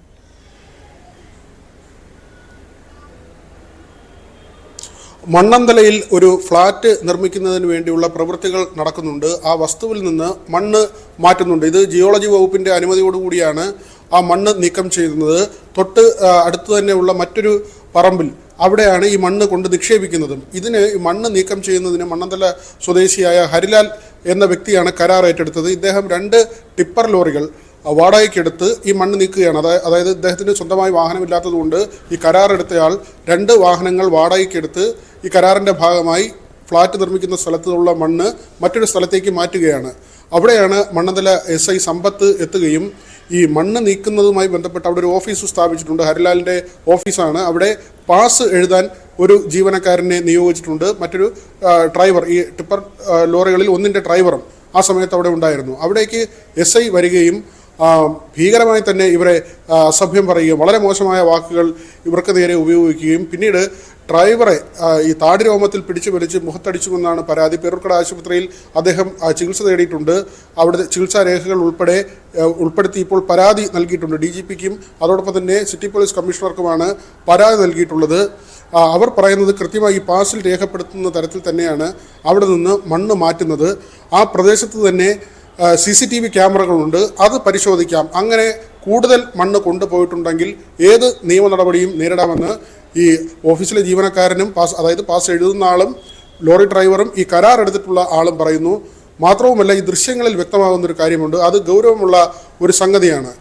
അതിൽ SI കൃത്യമായി ദൃശ്യങ്ങൾ അദ്ദേഹത്തിൻ്റെ മൊബൈലിൽ പകർത്തുന്നുണ്ട്. ഈ ഓഫീസിലുള്ള ജീവനക്കാരനും അദ്ദേഹത്തിൻ്റെ മൊബൈലിൽ അത് പകർത്തുമ്പോൾ അത് തട്ടിയെടുക്കുകയാണ്. ആ മൊബൈൽ ഫോൺ SI തട്ടിയെടുക്കുകയാണ്. അത് DGP നേരത്തെ പുറത്തിറക്കിയ സർക്കുലറിന് വിരുദ്ധമാണ്. പോലീസിൻ്റെ നടപടികളും പോലീസ് സ്വീകരിക്കുന്ന കാര്യങ്ങളും ചിത്രീകരിക്കാൻ മൊബൈൽ ഫോണിലും മറ്റ് ഇലക്ട്രോണിക്സ് ഡിവൈസുകളിലോ ചിത്രീകരിക്കാൻ പൊതുജനത്തിന് അവകാശമുണ്ട്. അത് തടയാൻ പാടില്ല എന്ന് വ്യക്തമാക്കിക്കൊണ്ട് സംസ്ഥാന പോലീസ് മേധാവിയാണ് ഉത്തരവ് ഇറക്കിയത്. ആ ഉത്തരവ് നിലനിൽക്കെയാണ് ഇത്തരത്തിൽ ഒരു ഓഫീസിൽ കയറുകയും അവരുടെ പരാതിയിൽ പറയുന്നത് പോലെ അവിടെ അതിക്രമം കാണിക്കുകയും എന്നിട്ട് ആ കാര്യങ്ങൾ ചിത്രീകരിക്കുമ്പോൾ അവിടെ ഉണ്ടായിരുന്ന ജീവനക്കാരൻ്റെ മൊബൈൽ ഫോൺ SI തട്ടിയെടുക്കുകയും ചെയ്തത് ഗുരുതരമായ ഒരു കാര്യം തന്നെയാണ് SIയുടെ ഭാഗത്തു നിന്നുണ്ടായത്. DGPയുടെ ഉത്തരവിനെയാണ് മറികടക്കുന്നത്. മറ്റൊരു കാര്യം, ഈ SIയുടെ വിശദീകരണമായി വരുന്നത് ഒരു പാസിൽ തന്നെ കൂടുതൽ തവണ അവിടെ നിന്ന് മണ്ണടിക്കുന്നു എന്ന പരാതിയാണ് SI, അല്ലെങ്കിൽ അങ്ങനെ ഒരു ആരോപണമാണ് SI ഉന്നയിക്കുന്നത്. അങ്ങനെയെങ്കിൽ ആ സമയത്ത് കൂടുതൽ സർവീസ് നടത്തുന്ന സമയത്ത് ആ വാഹനങ്ങൾ പിടിക്കുന്നതിനും അതിനാവശ്യമായ രേഖകൾ ശേഖരിക്കുന്നതിനും കഴിയും. ഏതെങ്കിലും തരത്തിൽ പാസിൽ വെട്ടിത്തിരുത്തലുകളോ അല്ലെങ്കിൽ ഒരേ സമയം കൂടുതൽ തവണ സഞ്ചരിച്ചതിൻ്റെ തെളിവുകളോ, അത് CCTV ദൃശ്യങ്ങൾ ഉൾപ്പെടെ ആ പ്രദേശത്ത് നിന്ന് ശേഖരിക്കാവുന്നതാണ്. അത്തരത്തിലുള്ള ഒരു നടപടിയും ഉണ്ടായിട്ടില്ല എന്നതാണ് മറ്റൊരു വസ്തുതയും. ഏതായിരുന്നാലും ഇങ്ങനൊരു ആരോപണം ഉദ്യോഗസ്ഥൻ ഉന്നയിക്കുകയും വാഹനം തുടർച്ചയായി തടഞ്ഞിടുകയും ചെയ്യുന്നു. അവിടെയാണ് കരാർ എടുത്തിരിക്കുന്ന ആൾ ഒരു ആക്ഷേപം ഉന്നയിക്കുന്നത്. ഇദ്ദേഹം പല ഇങ്ങനെ കരാർ എടുത്തിട്ടുള്ള ആളുകളുടെ അടുത്തേക്ക് ചെന്ന് പറയുന്നു, താൻ 3.5 സെന്റ് സ്ഥലം വാങ്ങിയിട്ടുണ്ട്, തനിക്കിപ്പോൾ ലഭിക്കുന്ന ശമ്പളം കുറവാണ് എന്ന കാര്യം ഇങ്ങനെ ആളുകളെടുത്ത് നിന്ന് പറയുകയും അവരുടെ വാഹനങ്ങൾ പിടികൂടുകയും ചെയ്യുന്നുവെന്ന കാര്യമാണ് ഇപ്പോൾ കരാർ എടുത്തിട്ടുള്ള ആൾ ഉന്നയിക്കുന്ന ആരോപണം. കഴിഞ്ഞ ദിവസം ഈ സ്പോട്ട് മഹസർ എഴുതണമെന്ന ആവശ്യം, അതായത് വീണ്ടും ഈ പരാതി DGPക്കും കമ്മീഷണർക്കും നൽകിയ ശേഷം വീണ്ടും ഈ വാഹനങ്ങൾ തടഞ്ഞിട്ടു. അതുകൊണ്ട് തന്നെ സ്പോട്ടിൽ മഹസർ എഴുതണമെന്ന ആവശ്യം ഈ കരാർ എടുത്ത ആൾ ഉന്നയിക്കുകയും ഈ മണ്ണ് ഇടുന്ന സ്ഥലത്ത് വെള്ളക്കെട്ടുണ്ടാവുകയും അത് സമീപത്തെ വീടുകളിലേക്ക് പോകുന്നു എന്ന നിലയിൽ മഹസറിനുള്ളിൽ പോലീസ് എഴുതിയെന്നും കരാറുകാരൻ ആരോപിക്കുന്നു. അങ്ങനെയെങ്കിൽ അത്തരമൊരു സ്റ്റേറ്റ്മെൻറ്റ് നൽകേണ്ടത് ആ പരിസരത്ത് താമസിക്കുന്ന ആളുകളാണ്. അങ്ങനെ ഒരു വീട്ടുകാരും പരാതി നൽകിയിട്ടില്ല. ഒരാളും പരാതി നൽകാതെ തന്നെ അത്തരമൊരു കുഴപ്പമുണ്ട് അല്ലെങ്കിൽ അങ്ങനെ ഒരു സംഗതി നടക്കുന്നു എന്ന് പറഞ്ഞ് പോലീസ് തന്നെ ഈ മഹസറിനുള്ളിൽ എഴുതിയെന്ന ആരോപണം കൂടി കരാറുകാരൻ പറയുന്നുണ്ട്. പോലീസ് രാജാണ്, പോലീസ് അതിക്രമമാണ്. CA ആകട്ടെ ഈ വിഷയത്തിൽ ഇടപെടുന്നില്ല. ഇപ്പോൾ തെരഞ്ഞെടുപ്പിന് മുന്നോടിയായി എല്ലാ സ്റ്റേഷനുകളിലും SHOമാരെ സ്ഥലം മാറ്റിയിട്ടുണ്ട്. അങ്ങനെ പുതുതായി വന്ന SHO ആണ്. അദ്ദേഹമാകട്ടെ ഈ SIയുടെ കാര്യത്തിൽ ഇടപെടാതെ മാറി നിൽക്കുന്നു എന്ന ഒരു കാര്യം കൂടി ഈ കരാറുകാരൻ പറയുന്നുണ്ട്. സാധാരണക്കാരന്റെ മേൽ കുതിര കയറാൻ ഈ SIക്ക് ഉള്ളത് എന്നുള്ളൊരു ചോദ്യം നിൽക്കുന്നു. അതോടൊപ്പം തന്നെ അദ്ദേഹത്തെ മർദ്ദിക്കാൻ എന്ത് അവകാശമാണ് ഈ SIക്കുള്ളൊരു ചോദ്യം ബാക്കിയുണ്ട്. അതോടൊപ്പം തന്നെ എന്ത് നടപടി സ്വീകരിച്ചു ഈ വിഷയത്തിൽ ഈ ലോറി ഡ്രൈവറുടെ പരാതിയിൽ, അതാണ് അറിയേണ്ടത്. ഇപ്പോൾ പരാതി കൊടുത്തിട്ടുണ്ട്. സിറ്റി പോലീസ് കമ്മീഷണർക്കും DGPക്കും ഉൾപ്പെടെയാണ് പരാതി നൽകിയിട്ടുള്ളത്. അതിനപ്പുറത്തേക്ക് അവർ കോടതിയെ സമീപിക്കാൻ തീരുമാനിച്ചിട്ടുണ്ട്. കാരണം രേഖകൾ കൃത്യമാണ്, മറ്റെന്തെങ്കിലും തെളിവുകൾ പോലീസിന്റെ ഭാഗത്തില്ല. കൃത്യമായി നടക്കുന്ന ഒരു കരാർ പ്രവൃത്തി, ആ കരാർ പ്രവൃത്തി അട്ടിമറിക്കുന്നതിന് വേണ്ടി അല്ലെങ്കിൽ അവരെ ഉപദ്രവിക്കുന്നതിന് വേണ്ടി, അവരുടെ സർവീസുകൾ മുടക്കുന്നതിന് വേണ്ടി കൃത്യമായി ഈ സാമ്പത്തികം പറഞ്ഞുകൊണ്ട് ഉദ്യോഗസ്ഥൻ്റെ ഭാഗത്ത് നിന്ന് ഇടപെടൽ ഉണ്ടാകുന്നുവെന്ന ആക്ഷേപം, അവർ ഉന്നയിക്കുന്ന മറ്റു കാര്യങ്ങൾ, ചില FIRന്റെ പകർപ്പ് ഉൾപ്പെടെ നേമത്ത് ഒരു രാഷ്ട്രീയ നേതാവിനെ മർദ്ദിച്ചതടക്കം, അതിനു മുൻപ് തിരുവനന്തപുരത്ത് തന്നെ നടന്ന ഒരു പ്രതിഷേധത്തിൽ ഒരു യുവാവിൻ്റെ ജനനേന്ദ്രിയം തകർത്തതടക്കമുള്ള കേസുകൾ നേരിടുന്ന ആളാണ്. ഇപ്പോൾ പോലീസിൽ തന്നെ നടപടി നേരിടുന്ന ഒരാളാണ് എന്ന് കൂടിയുള്ള ആക്ഷേപം ഈ തരത്തിൽ അവർ ഉന്നയിക്കുന്നുണ്ട്. ഏതായിരുന്നാലും ഇങ്ങനെ വരുമ്പോൾ പോലീസിന്റെ ഭാഗത്തു നിന്നുള്ള നടപടികൾ സുതാര്യമാകണം, അല്ലെങ്കിൽ കൃത്യമായ രേഖകളും തെളിവുകളും ഉണ്ടാകണം. ഈ വീഡിയോ പകർത്തുന്നത് അത് DGPയുടെ തന്നെ ഉത്തരവാണ്. പൊതുജനങ്ങൾ പോലീസ് നടപടി, അങ്ങനെ പോലീസ് സ്റ്റേഷനകത്തല്ല ഒരു ചിത്രീകരണം ഈ ജീവനക്കാരൻ നടത്തിയത്, അവരുടെ ഓഫീസിലേക്ക് പോലീസ് വന്നതാണ്. സ്വാഭാവികമായും അയാൾക്ക് ആ ദൃശ്യങ്ങൾ ചിത്രീകരിക്കാനുള്ള അവകാശമുണ്ട്. അവകാശങ്ങൾ ലംഘിക്കുക കൂടിയല്ലേ ഇപ്പോൾ എസ്ഐ ചെയ്തിരിക്കുന്നത്? മാത്രമല്ല DGPയുടെ ഉത്തരവ് കൂടി ലംഘിക്കുന്ന ഒരു കാര്യം കൂടിയല്ലേ ഇവിടെ നടന്നത്? തീർച്ചയായും അങ്ങനെ തന്നെയാണ്. സത്യസന്ധമായാണ് അല്ലെങ്കിൽ നീതിയുക്തമായാണ് കാര്യങ്ങൾ നടക്കുന്നതെങ്കിൽ അവിടെ അദ്ദേഹം ഒച്ചവെക്കേണ്ടതോ അല്ലെങ്കിൽ ഇങ്ങനെ ചിത്രീകരിക്കുമ്പോൾ അത് തടയേണ്ടതോ ആയ ഒരു കാര്യവുമില്ല. രേഖകളും തെളിവുകളും ഉണ്ടെങ്കിൽ, കൃത്യമായ രേഖകളും തെളിവുകളും ഉണ്ടെങ്കിൽ അതുമായി അതിൻ്റെ നടപടികളുമായി മുന്നോട്ട് പോവുകയാണ് വേണ്ടത്. മറിച്ച് അദ്ദേഹം ആക്രോശിക്കുകയോ മൊബൈൽ ഫോൺ തട്ടിയെടുക്കുകയോ ചെയ്യേണ്ട കാര്യമില്ല. കൃത്യമായി തെറ്റ് ചെയ്തിട്ടുണ്ടെങ്കിൽ ശാസ്ത്രീയമായ തെളിവുകളുണ്ട്, സാഹചര്യ തെളിവുകളുണ്ട്. ഇതിൻ്റെയൊക്കെയും അടിസ്ഥാനത്തിൽ അങ്ങനെ കൂടുതൽ തെറ്റായ കാര്യങ്ങൾ ഇവരുടെ ഭാഗത്ത് നിന്ന് അല്ലെങ്കിൽ മണ്ണ് കൊണ്ടുപോകുന്ന നടപടി ഈ കരാറുകാരൻ്റെ ഭാഗത്ത് നിന്ന് ഉണ്ടായെങ്കിൽ അതിനുള്ള നടപടിയാണ് സ്വീകരിക്കേണ്ടത്. മറിച്ചുണ്ടായ കാര്യങ്ങൾ ഉത്തരവിൻ്റെ ലംഘനമാണ്. SIയുടെ പൂർവ്വകാല ചരിത്രം കൂടി ഇവർ ആരോപണമായി ഉന്നയിക്കുന്നുണ്ട്. അതിൽ നിരവധി മർദ്ദന കേസുകൾ ഉൾപ്പെടെ ഉയർത്തിക്കാട്ടിയാണ് ഇപ്പോൾ DGPക്കും കമ്മീഷണർക്കും പരാതി നൽകിയിട്ടുള്ളത്. കരാറുകാരൻ കോടതിയെ സമീപിക്കാനുള്ള തീരുമാനവും സ്വീകരിച്ചു കഴിഞ്ഞു. ഭവ്യ, തീർച്ചയായും സാധാരണക്കാരന്റെ മേൽ കുതിര കയറാനുള്ള ഒരു ലൈസൻസായി കാക്കി ഉപയോഗപ്പെടുത്തുന്ന ഒരു കാഴ്ചയാണ് മണ്ണന്തലയിൽ നിന്നും പുറത്തുവരുന്നത്. SIക്കെതിരെ എന്ത് നടപടിയെടുത്തു എന്നാണ്, അല്ലെങ്കിൽ എന്ത് നടപടി സ്വീകരിക്കുമെന്നാണ് ഇനി അറിയുന്നത്. VV വിനോദാണ് വിവരങ്ങൾ പങ്കുവച്ചത്. സ്പോട്ട്ലൈവ് ഇനി ആലപ്പുഴയിലേക്കാണ് പോകുന്നത്. ആലപ്പുഴ വനിതാ ശിശു ആശുപത്രിയിൽ 4 മാസം മുൻപ് യുവതി മരിച്ചതും അനസ്തീഷ്യ പിഴവ് കാരണമെന്ന് കുടുംബം. പ്രസവ ശസ്ത്രക്രിയയ്ക്കിടെയാണ് 31-കാരിയായ രജിതയ്ക്ക് ഹൃദയാഘാതമുണ്ടായത്. വണ്ടാനം മെഡിക്കൽ കോളേജിൽ ചികിത്സയിലിരിക്കെ 4 ദിവസത്തിനു ശേഷം രജിത മരിച്ചു. 4 മാസത്തിനിടെ ശസ്ത്രക്രിയയെ തുടർന്നുണ്ടായ ഹൃദയാഘാതത്തിൽ മരിച്ചവരുടെ എണ്ണം 2ആയി. ഇതോടെ 4 കുഞ്ഞുങ്ങൾക്കാണ് അമ്മമാരെ നഷ്ടപ്പെട്ടത്. ആലപ്പുഴയിലെ വനിതാ ശിശു ആശുപത്രിയിൽ ശസ്ത്രക്രിയക്കിടയിൽ ഉണ്ടാകുന്ന സങ്കീർണതകളും ഒപ്പം തന്നെ ഹൃദയ സംബന്ധമായ തകരാറുകളെയും സംബന്ധിച്ച് കൂടുതൽ ഞെട്ടിക്കുന്ന വിവരങ്ങളാണ് ഇപ്പോൾ നമുക്ക് ലഭ്യമായിക്കൊണ്ടിരിക്കുന്നത്. നമ്മളോടൊപ്പം ഉള്ളത് 4 മാസം മുമ്പ് ആശുപത്രിയിൽ പ്രസവ ചികിത്സക്കായി എത്തുകയും പ്രസവ ശസ്ത്രക്രിയക്കിടയിൽ മരണപ്പെടുകയും ചെയ്ത രജിതയുടെ കുടുംബമാണുള്ളത്. രജിതയുടെ കുഞ്ഞുങ്ങൾ, അതായത് 2 മക്കളുടെ അമ്മയാണ് ആ ഒരു ശസ്ത്രക്രിയക്കിടയിൽ ഹൃദയ സംബന്ധമായ പ്രശ്നത്തെ തുടർന്ന് മരണപ്പെട്ടത്. എന്തായാലും ആ 2 കുഞ്ഞുങ്ങൾക്ക്, നമ്മൾ ആശയുടെ 2 കുഞ്ഞുങ്ങളെ കണ്ടു, അവരോടൊപ്പം തന്നെ ഈ 2 കുഞ്ഞുങ്ങൾക്കും അമ്മ ഇല്ലാതായി എന്നുള്ളതാണ് ആശുപത്രിയിൽ ചികിത്സ തേടിയ ശേഷം. ഇവിടെയും കുടുംബം പറയുന്നത് സമാനമായ സാഹചര്യം തന്നെയാണ്. അതായത് ആദ്യത്തേത് സിസേറിയൻ ആയിരുന്നു. രണ്ടാമത്തെ കേസും, ആദ്യത്തെ കേസിൽ ഒരു കോംപ്ലിക്കേഷനും ഉണ്ടായിട്ടില്ല. രണ്ടാമത്തെ കേസിലേക്ക് എത്തുമ്പോഴും അന്നും അതുവരെ, അതായത് ആ സിസേറിയന് കയറ്റും വരെ യാതൊരുവിധ കോംപ്ലിക്കേഷൻസും ഉണ്ടായിരുന്ന ഒരു പേഷ്യന്റ് അല്ല. എല്ലാം നോർമൽ ആയിരുന്നു. പക്ഷേ അനസ്തീഷ്യയ്ക്ക് ശേഷം ഗുരുതരമായ പ്രശ്നം ഉണ്ടായി എന്നുള്ളതാണ് കുടുംബം പറയുന്നത്. ശസ്ത്രക്രിയക്കിടയിൽ തന്നെ ഹൃദയ സംബന്ധമായ തകരാറുണ്ടായി. പിന്നീട് ഗുരുതരാവസ്ഥയിലേക്ക് വണ്ടാനം മെഡിക്കൽ കോളേജിലേക്ക് രജിതയെ എത്തിക്കുകയായിരുന്നു. എന്തായാലും കുടുംബം നമ്മളോടൊപ്പമുണ്ട്, ഭർത്താവ് നമ്മളോടൊപ്പമുണ്ട്. നമുക്ക് ചോദിക്കാം. 18-ാം തീയതിയാണ്, സെപ്റ്റംബർ 12-ാം തീയതിയാണ് വേദനയോട് കൂടിയാണ് അവിടെ കൊണ്ടുവരുന്നത്. ബ്ലീഡിങ് ഉണ്ടായിരിക്കാനുള്ള ഇഞ്ചക്ഷൻ കൊടുത്ത്, അത് 18-ാം തീയതിയും കൊടുത്ത്, 19-ാം തീയതിയും കൊടുത്ത്, 21-ാം തീയതി ഓപ്പറേഷൻ 8 ഓപ്പറേഷൻ കയറ്റി. കുറച്ച് കഴിഞ്ഞപ്പോൾ ഈ നേഴ്സുമാരും എല്ലാവരും അങ്ങോട്ടും ഇങ്ങോട്ടും ഓടുന്നുണ്ട്. അപ്പോൾ ECG അത് കഴിഞ്ഞ് നമ്മൾ കാണുന്നത് അവർ ECG മെഷീനും ഇത് ഓക്സിജൻ സിലിണ്ടറൊക്കെ ആയിട്ട് വരുന്നതാണ്. അത് കഴിഞ്ഞ് കുറച്ച് കഴിഞ്ഞപ്പോൾ എന്നെ വിളിച്ച് കൊച്ചിനെ എടുത്തെന്ന് പറഞ്ഞു. കൊച്ചിന് ജനനസമയം. പിന്നെ നമുക്ക് അവിടെ സ്ഥിതി ഗുരുതരമാണ്, നമുക്ക് വണ്ണത്തോട് കൊണ്ടുപോകണം പറഞ്ഞു. അത് കഴിഞ്ഞ് ആംബുലൻസൊക്കെ വരാൻ ഒരുപാട് താമസിച്ച്. അത് കഴിഞ്ഞ് ഒത്തിരി താമസിച്ചാണ് ആംബുലൻസ് ഒക്കെ വരുന്നത്. വണ്ടാനത്ത് ചെന്ന് എത്ര സമയം എടുത്തു ആംബുലൻസ്? ഒരു 1.5 മണിക്കൂറോളം എടുത്ത്. ഞാനപ്പോൾ ആ കൊച്ചിൻ്റെ ഫോമൊക്കെ ഫില്ല് ചെയ്ത് കൊടുക്കണം. ഈ കൊച്ചിൻ്റെ ഫോമെല്ലാം ഫില്ല് ചെയ്ത് കൊടുക്കണം. അതിലല്ല നമുക്കത് പിന്നീട് ബുദ്ധിമുട്ടാകുമെന്ന് പറഞ്ഞു. ആംബുലൻസ് ഞങ്ങൾ വണ്ടാനത്ത് ചെന്ന് അവർ പറഞ്ഞ് ഈ ആശുപത്രിയിൽ നിന്ന് വിട്ടുകൊണ്ട് മാത്രം അവിടെ എടുക്കുന്നതെന്ന് പറഞ്ഞു. അല്ലെങ്കിൽ അവർ എടുക്കുകയെന്ന് പറഞ്ഞു. 1% പോലും അവർ ഉറപ്പ് പറയുന്നില്ല. അവർ പറഞ്ഞ് അന്ന് തന്നെ ചത്തു പോകുന്നതാണ് പറയുന്നത്. ഇപ്പോൾ ഈ വെന്റിലേറ്ററിൻ്റെ ഇതുകൊണ്ടാണ് അത്ര നാൾ നിന്ന് ഈ 21-ാം തീയതി വരെ നിന്നത് തന്നെ. നിങ്ങൾ സംശയിക്കുന്നത് അനസ്തേഷ്യ പ്രശ്നം തന്നെയാണ്. അതിപ്പോൾ അവിടെ ഉണ്ടായിരുന്ന മനഃശേഷം മാത്രം പറഞ്ഞിട്ട് കാര്യമില്ല. അതിന്റെ ഗൈനക്കോളജിസ്റ്റും ഉണ്ട്, പുഷ്പയാണ്. പുഷ്പ ഡോക്ടറാണ് ചെയ്തത്. അവരതിനകത്ത് നിന്ന് കൈയൊഴിയുക എന്നൊരു സീനാണ് ഞങ്ങൾ സംസാരിച്ചപ്പോൾ വന്നത്. അവർ എന്റെ കുഴപ്പമല്ല എന്ന് അവരറിയാതെ പറഞ്ഞു. അപ്പോൾ ആരുടെ കുഴപ്പമുണ്ട് എന്ന് നമുക്ക് മനസ്സിലായി. പിന്നെ അത് അവർ പിന്നെ കരയുകയാണ് ചെയ്തത്. അപ്പൊ അത് കൊണ്ടുപോയി ഡോക്ടർ കരഞ്ഞു. അവർ കരഞ്ഞു, അവർ കരയാണ് ചെയ്തത്. അപ്പൊ അവർക്കെന്തോ അതിനകത്ത് കാര്യമായ സംഭവം ഉണ്ടായിട്ടുണ്ട്. മരിച്ച ഉടനെ തന്നെ സ്വാഭാവിക മരണമെന്നും പറഞ്ഞ് റിപ്പോർട്ട് ചെയ്യപ്പെട്ട ആശുപത്രിയിൽ നിന്ന്. സ്റ്റേഷനുമായിട്ട് നമ്മൾ സൗത്ത് സ്റ്റേഷനുമായിട്ട് ബന്ധപ്പെട്ട് കഴിഞ്ഞപ്പോൾ അവിടെ ആകപ്പാട് വന്നിരിക്കുന്ന ഒരു പോസ്റ്റ്മോർട്ടം റിപ്പോർട്ട് എന്ന് പറഞ്ഞാൽ പിന്നെ ബ്ലഡിന്റെ പമ്പിങ് നിലച്ചു പോയത് കൊണ്ടാണ്. ഇത്ര ഒരു ആശുപത്രിയിൽ ഒരു പിന്നെ ആംബുലൻസ്, ഓക്സിജൻ വെന്റിലേറ്ററുള്ള ഒരു ആംബുലൻസ് അവിടെ ഇല്ല.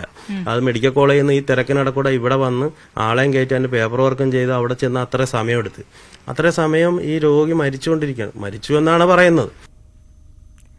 മരിച്ച ആശയ്ക്കും രജിതയ്ക്കും പുറമെ അഞ്ജലി എന്ന 30-കാരിയും ഗുരുതരാവസ്ഥയിലായിരുന്നു. ഹൃദയാഘാതമുണ്ടായി 1 മണിക്കൂർ കാത്തുനിന്ന ശേഷമാണ് ആംബുലൻസ് എത്തിയത്. പിഴവ് പറ്റിയത് തനിക്കല്ലെന്ന ഡ്യൂട്ടി ഡോക്ടർ പുഷ്പ പറഞ്ഞതായും ആരോഗ്യമന്ത്രിക്ക് പരാതി നൽകിയിട്ടും നടപടി ഉണ്ടായില്ലെന്നും കുടുംബം ആരോപിച്ചു. പിന്നെ ആർക്കാണ് ഇവിടെ പിഴവ് പറ്റിയതെന്നുള്ളൊരു ചോദ്യമാണ് ബാക്കി നിൽക്കുന്നത്. ശരണ്യ സ്നേഹജൻ വിശദാംശങ്ങളുമായി ചേരുന്നു. ശരണ്യ, ഒരു നവജാത ശിശു അടക്കം 4 കുഞ്ഞുങ്ങൾക്കാണ് അമ്മയില്ലാതായത്. ഏറെ വേദനിപ്പിക്കുന്ന ഒരു വാർത്ത. അതോടൊപ്പം തന്നെ എന്തുകൊണ്ടാണ് ഈ ആലപ്പുഴ വനിതാ ശിശു ആശുപത്രി ആരോഗ്യമന്ത്രിയുടെ ശ്രദ്ധയിൽപ്പെടാത്തത്? അല്ലെങ്കിൽ എന്തുകൊണ്ടാണ് ഇത്ര ലാഘവം ഈ വിഷയത്തിൽ മന്ത്രി അടക്കം സ്വീകരിക്കുന്നത്?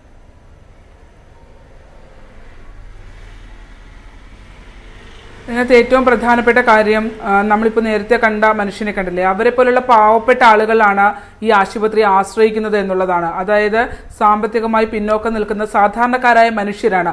അവർക്ക് വേണ്ടി ശബ്ദമുയർത്താൻ, അവരിൽ പലരും ഇത്തരത്തിൽ മരണമൊക്കെ സംഭവിക്കുമ്പോൾ മൗനം പാലിച്ച് പോകേണ്ടി വരുന്ന ഗതികെട്ട സാഹചര്യത്തിൽ ജീവിക്കുന്ന ആളുകളാണ്. ആ ഗതികേടിനെ ചൂഷണം ചെയ്യുകയാണ് നടക്കുന്നതെന്ന് നമുക്ക് പറയാതിരിക്കാൻ കഴിയില്ല. ഏറ്റവും പ്രധാനപ്പെട്ട കാര്യം, 4 മാസത്തിനിടയിൽ 2 മരണവും സമാനമായ രീതിയിൽ ഉണ്ടായി എന്നുള്ളതാണ്. അതിനുശേഷം ദിവസങ്ങൾ മാത്രം ആശ എന്ന സ്ത്രീ അവിടെ മരിച്ചിട്ട്, അതായത് അവരെ പ്രസവം നിർത്തൽ ശസ്ത്രക്രിയയ്ക്ക് എത്തിയ ആളാണ്. അങ്ങനെ ഒരു ശസ്ത്രക്രിയയിൽ പോലും അനസ്തീഷ്യയ്ക്ക് ശേഷം ഹൃദയാഘാതം ഉണ്ടാവുകയും മരണപ്പെടുകയും ചെയ്തു. ആശയ്ക്ക് ശേഷം 4 ദിവസത്തെ വ്യത്യാസത്തിൽ അഞ്ജലി ഗുരുതരാവസ്ഥയിൽ, കുട്ടനാട് സ്വദേശിനിയായ അഞ്ജലി ഗുരുതരാവസ്ഥയിൽ വണ്ടാനം മെഡിക്കൽ കോളേജ് ആശുപത്രിയിലേക്ക് ഷിഫ്റ്റ് ചെയ്യപ്പെടുകയും ചെയ്തു. 10 ദിവസമാണ് അഞ്ജലി അവിടെ കാർഡിയാക് ഐസിയുയിൽ കടന്ന് എന്തായാലും ഭാഗ്യം കൊണ്ട് രക്ഷപ്പെട്ട് കടന്നു വന്നിരിക്കുന്നു. ഈ 3 കുടുംബങ്ങൾ ഇപ്പോൾ നമ്മളുടെ മുന്നിലേക്ക് വന്നിട്ടുണ്ട്. കൂടുതൽ പരാതികൾ ഉയരുന്നുണ്ട്. ഡോക്ടർമാർ, അനസ്തേഷ്യ വിഭാഗം കൈക്കൂലി വാങ്ങുന്നു എന്ന കൊടുത്ത ആളുകൾ തന്നെ നമ്മളോട് വന്ന് പറയുന്ന ഒരു സാഹചര്യം ഒക്കെ ഉണ്ടായി. എന്നിട്ടും ഇപ്പോഴും ആരോഗ്യവകുപ്പ് നിൽക്കുന്നത്, അതായത് ആരോഗ്യവകുപ്പിന്റെ ശ്രദ്ധയിൽ ഈ കുറേ ദിവസങ്ങളായി ന്യൂസ് 18 തന്നെ WNCയുമായി ബന്ധപ്പെട്ട വാർത്തകൾ നിരന്തരം സംപ്രേഷണം ചെയ്തുകൊണ്ടിരിക്കുകയാണ്. പക്ഷേ ഈ ഏറ്റവും പ്രധാനപ്പെട്ട കാര്യം, 4 മാസം മുമ്പ് മരിച്ച രജിതയുടെ കുടുംബത്തിന് പോലും ഒരു മറുപടി, അത് അനസ്തേഷ്യയുടെ പിഴവാണോ അല്ലെങ്കിൽ ആരോഗ്യവകുപ്പിന് പിഴവുണ്ടായില്ല, ഇതിൽ ഏതാണെങ്കിലും അങ്ങനെ ഒരു മറുപടി നൽകാനുള്ള മര്യാദ പോലും ഇവരാരും കാണിച്ചിട്ടില്ല എന്നുള്ളതാണ്. ആരോഗ്യവകുപ്പിന്റെ ഉദ്യോഗസ്ഥർ, PP ചിത്തരഞ്ജൻ MLAയുടെ മണ്ഡലമാണ് മരിച്ച രജിതയുടെ മണ്ഡലം. PP ചിത്തരഞ്ജന്റെ കത്തിൽ തന്നെ ആരോഗ്യവകുപ്പ് മന്ത്രിക്ക് പരാതി നൽകി. എന്തുണ്ടായി എന്നുള്ള ചോദ്യം അവശേഷിക്കുകയാണ്. ആ ചോദ്യം മാത്രമാണ് ഇപ്പോഴും നിലനിൽക്കുന്നത്. അതിനൊരു ഉത്തരം കൊടുക്കാൻ ആ കുടുംബത്തിന് കഴിഞ്ഞിട്ടില്ല എന്നുള്ളതാണ്. ഭവ്യ, ഇവിടെ ഉണ്ടായിട്ടുള്ളത് വളരെ ഗുരുതരമായ പ്രശ്നമാണ്. ആശ എന്ന ഒരു കേസ് മാത്രം പഠിച്ചാണ് ഇപ്പോൾ ആരോഗ്യവകുപ്പ് മുന്നോട്ട് പോകുന്നത്. അങ്ങനെയല്ല, ആശയുടെ കേസും രജിതയുടെ കേസും ഒപ്പം തന്നെ അഞ്ജലിക്കുണ്ടായ ഗുരുതരാവസ്ഥയും, ഈ എല്ലാ കാര്യങ്ങളും കോർത്തിണക്കി തന്നെ ആരോഗ്യവകുപ്പ് സമഗ്രമായ ഒരു അന്വേഷണം ഈ സംഭവത്തിൽ നടത്തേണ്ടതുണ്ട് എന്നുള്ളതാണ്. മാത്രമല്ല, ഇതിനകത്ത് പ്രധാനപ്പെട്ട കാര്യം, ഏറ്റവും നല്ല രീതിയിൽ പ്രവർത്തിക്കുന്ന ഒരു ആശുപത്രിയായിരുന്നു. അതിൽ വളരെ നന്നായി പ്രവർത്തിക്കുന്ന ഡോക്ടർമാരുണ്ട്. വളരെ ചുരുക്കം ആളുകൾക്കെതിരെ ആക്ഷേപം ഉയർന്നു. ആ ആക്ഷേപങ്ങൾ ഒരുപക്ഷെ ദൗർഭാഗ്യകരമെന്ന് പറയട്ടെ, അത് മരണത്തിലേക്ക് വരെ എത്തി നിൽക്കുന്ന ആക്ഷേപങ്ങളാണ്. ഇതിൽ എനിക്ക് ഏറ്റവും സങ്കടം തോന്നിയത്, ഈ പാവപ്പെട്ട കുടുംബങ്ങളെല്ലാം നമ്മളോട് പങ്കുവച്ചൊരു കാര്യമുണ്ട്. അതായത് ഹൃദയ സംബന്ധമായി ശസ്ത്രക്രിയക്കിടയിൽ ഹൃദയാഘാതമുണ്ടായി അവിടെ കിടന്ന് ജീവന് വേണ്ടി മല്ലിടുമ്പോൾ 1 മണിക്കൂർ 1.5 മണിക്കൂറേറെ ഒരു ആംബുലൻസിന് വേണ്ടി കാത്തിരിക്കേണ്ട ഗതികേട് നമ്മുടെ ശസ്ത്രക്രിയ അടക്കം നടക്കുന്ന വനിതാ ശിശു ആശുപത്രിക്ക് ഉണ്ട് എന്നുള്ളതാണ്. അവിടെ ചെറിയ കുട്ടികൾ, നവജാത ശിശുക്കളുണ്ട്. ശസ്ത്രക്രിയ നടത്തുന്നതും പ്രസവം നടത്തുന്നതുമായ 100 കണക്കിന് സ്ത്രീകൾ അവിടെ ആ ആശുപത്രി ആശ്രയിക്കുന്നുണ്ട്. അവിടെ ഒരു കോംപ്ലിക്കേഷൻ ഉണ്ടായാൽ വണ്ടാനം മെഡിക്കൽ കോളേജിൽ നിന്ന് 1.5 മണിക്കൂറോളം കാത്തു നിന്നൊരു ആംബുലൻസ് എത്തണം. എത്തി മടങ്ങി തിരിച്ചെത്തിക്കണമെങ്കിൽ എത്ര സമയമെടുക്കുമെന്നുള്ള കാര്യം നമ്മൾ ചിന്തിച്ചാൽ മതി. ഹൃദയാഘാതമുണ്ടായ ഇവർക്കെല്ലാം തന്നെ തലച്ചോറിലേക്കുള്ള രക്തയോട്ടം നിലച്ചാണ് ഇവരെല്ലാവരും തന്നെ മരണപ്പെട്ടിട്ടുള്ളത് എന്നുള്ളതാണ് പോസ്റ്റ്മോർട്ടം റിപ്പോർട്ട് വ്യക്തമാക്കുന്നത്. എന്നാൽ ഈ ആംബുലൻസ് അടക്കമുള്ള വിഷയങ്ങളിൽ ഒരു ICU സംവിധാനമുള്ള ആംബുലൻസ് അടക്കമുള്ള വിഷയങ്ങളിൽ ഒരു പരിഗണനയും ഇതുവരെ ആശുപത്രി വികസന കമ്മിറ്റിയുടെ ചെയർമാൻ ജില്ലാ കളക്ടറാണ്.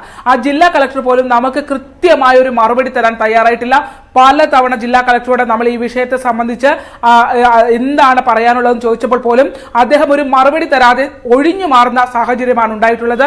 മാത്രമല്ല ഇതിനകത്ത് ഏറ്റവും പ്രധാനപ്പെട്ട കാര്യം ഇവരെല്ലാവരും അങ്ങോട്ടും ഇങ്ങോട്ടും ഇരുട്ടിൽ തപ്പി ഇതിനെ തള്ളിക്കളയുകയാണ്. പോലീസിൽ പരാതി നൽകിയപ്പോൾ പറഞ്ഞു മെഡിക്കൽ ബോർഡ് കൂടി, മെഡിക്കൽ ബോർഡാണ് ഇതിനകത്തൊരു ഡയറക്ഷൻ നൽകേണ്ടതെന്ന് പറയുന്നു. ഈ മെഡിക്കൽ ബോർഡ് 4 മാസമായിട്ട് രജിതയുടെ കാര്യത്തിൽ കൂടാൻ ഇവർക്ക് കഴിഞ്ഞിട്ടില്ല എന്നുള്ളതാണ്. നഷ്ടപ്പെട്ടത് ഒരു പാവപ്പെട്ടവന്റെ വീട്ടിലെ ജീവനാണ്. 4 കുഞ്ഞുങ്ങളുടെ അമ്മയാണ്. നവജാത ശിശുവായ ഒരു കുഞ്ഞ് അവിടെ വളരെ കഷ്ടപ്പെട്ട് വളരുന്നുണ്ട്. ശിശുക്ഷേമ സമിതിയുടെ അംഗങ്ങൾ പോലും ആ കുഞ്ഞിനെ തിരിഞ്ഞു നോക്കിയിട്ടില്ല എന്നുള്ളതാണ്. ആരോഗ്യമന്ത്രിക്ക് പരാതി നൽകിയ ഒരു കേസിലാണ് ഒരു നവജാത ശിശു, അമ്മയെ നഷ്ടപ്പെട്ട ഒരു നവജാത ശിശു എങ്ങനെ വളരുന്നുണ്ട് എന്ന് പോലും അന്വേഷിക്കാനുള്ള ഒരു പ്രാഥമികമായ ധാർമ്മികത പോലും ഇവരുടെ ഒന്നും ഭാഗത്ത് നിന്ന് ഉണ്ടായിട്ടില്ല എന്ന് നമുക്ക് എടുത്തു പറയാൻ കഴിയും. ഈ വീടുകളിലെല്ലാം ചെല്ലുമ്പോൾ ആ കുഞ്ഞുങ്ങളുടെ നോട്ടത്തിൽ ഉത്തരം പറയേണ്ടത് തീർച്ചയായും ആരോഗ്യമന്ത്രിയാണ്, സർക്കാരാണ്. കാരണം ആശ മരണപ്പെടുന്നത് സർക്കാരിന്റെ തന്നെ ഒരു പദ്ധതിയുടെ ആ കുടുംബത്തെ ശരണ്യ സന്ദർശിച്ചതാണ്, ആ കുടുംബത്തിന്റെ അവസ്ഥ കണ്ടതാണ്. തനിക്കൊന്ന് ഉറങ്ങാൻ പോലും സാധിച്ചില്ല പിഞ്ചു കുഞ്ഞിന്റെ മുഖം കണ്ടെന്ന് ശരണ്യ തന്നെ എന്നോട് സംസാരിച്ചതുമാണ്. ആ ഒരു വേദന മനസ്സിലാക്കാം. ഇടപെട്ടേ പറ്റൂ, സർക്കാർ ഇടപെട്ടേ പറ്റൂ, അധികൃതർ ഈ വിഷയത്തിൽ എന്ന കാര്യത്തിൽ തർക്കമില്ല. എന്തുകൊണ്ട് മരണം സംഭവിച്ചു എന്നറിയാൻ ആ കുടുംബത്തിന് അവകാശമുണ്ട്. അത് അവരുടെ അവകാശമാണ്. അതിനൊരു ഉത്തരം അധികൃതരുടെ ഭാഗത്ത് നിന്ന്, ആരോഗ്യമന്ത്രിയുടെ ഭാഗത്ത് നിന്ന് ലഭിച്ചേ മതിയാകും. ഇപ്പോൾ രാജ്യസഭയിൽ ലോക്സഭയിൽ അമിത്ഷാ സംസാരിക്കുന്നു. തത്സമയം नरेंद्र मोदी जी और मैं तो स्वयं अनुभव कर रहा हूं. मैं उस दिन बैठा था लक्ष्मी नारायण मंदिर में, दिल्ली में बिरला मंदिर में. जो जनता थी, जो लोग थे, सबकी आंखों में आंसू थे. पूरा देश राममय हो गया था और जय श्री राम के नारे लगा रहा था. मान्यवर मोदी जी ने बड़ी शालीनता के साथ विजय के, पराजय के कोई भाव के बगैर जय श्री राम के युद्ध के नारों से पूरी दुनिया जानती है. जय श्री राम की वानर सेना का युद्ध का घोष था, पूरी दुनिया जानती है. जय संघर्ष चला तब जय श्री राम चला और मंदिर बना तो जय सिया राम हो गया. संघर्ष से भक्ति की यात्रा पूरे देश को आगे ले जाने वाली यात्रा है. मान्यवर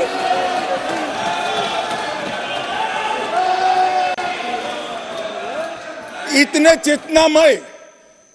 चेतनामय वातावरण के अंदर भी विभाजन की बात करने वाले लोगों से मेरा करबद्ध निवेदन है, समय को पहचानो, एकता के संदेश को स्वीकारो और आगे देखकर चलना शुरू करो. भारत की और हम सब की भलाई है. मान्यवर ये बहुत बड़ा संदेश मोदी जी ने दिया है. और मैं फिर से एक बात कहना चाहता हूं, जिसने संन्यास्त नहीं लिया है, जो सन्यासी नहीं है, जो किसी पंथ संप्रदाय का उपदेशक नहीं है, ऐसा व्यक्ति और जो देश का शासक है, प्रधानमंत्री है, प्रधान सेवक है, ऐसा व्यक्ति आध्यात्मिक चेतना, भक्ति की चेतना खरीदे. ये दुनिया में ऐसी मिसाल शायद ही कहीं नहीं मिली. मान्यवर मैं ये जरूर कहना चाहता हूं, इस सदन में खड़े होकर गौरव के साथ कहना चाहता हूं कि मोदी जी मेरे नेता है, मेरे पार्टी के नेता है, मेरे पार्टी के प्रमुख नेता है. मान्यवर मोदी जी ने एक ऐसा नेतृत्व दिया जिसने अनेक समय पर नेतृत्व के गुण क्या होते हैं इसका परिचय देने का काम किया. अच्छे समय में भी किस प्रकार से संयम रखना चाहिए इसका एक उदाहरण स्थापित करने का काम किया.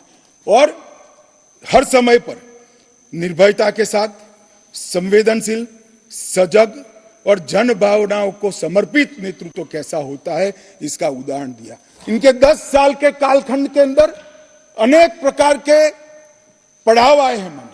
ये भी राम जन्मभूमि के आंदोलन जैसे ही पड़ाव रहे हैं, क्योंकि जो गड्ढा ये खोद कर गए थे वो गड्ढे को भरकर उसमें महान भारत की इमारत बनाना ये राम मंदिर की यात्रा से कोई कम यात्रा नहीं है. मान्यवर सबसे पहले मैं कहता हूं कि जो आर्थिक क्षेत्र के अंदर जो बदहाली करी थी, जो पॉलिसी पैरालिसिस वाली गवर्नमेंट थी, सैकड़ों पॉलिसियां बनकर आज 11वें नंबर से 5वें नंबर पर हमारे अर्थतंत्र को ले जाकर एक नीति के आधार पर चलने वाला राज्य, नीति के बनाने वाले नेता कैसा होता है उसका उदाहरण दिया।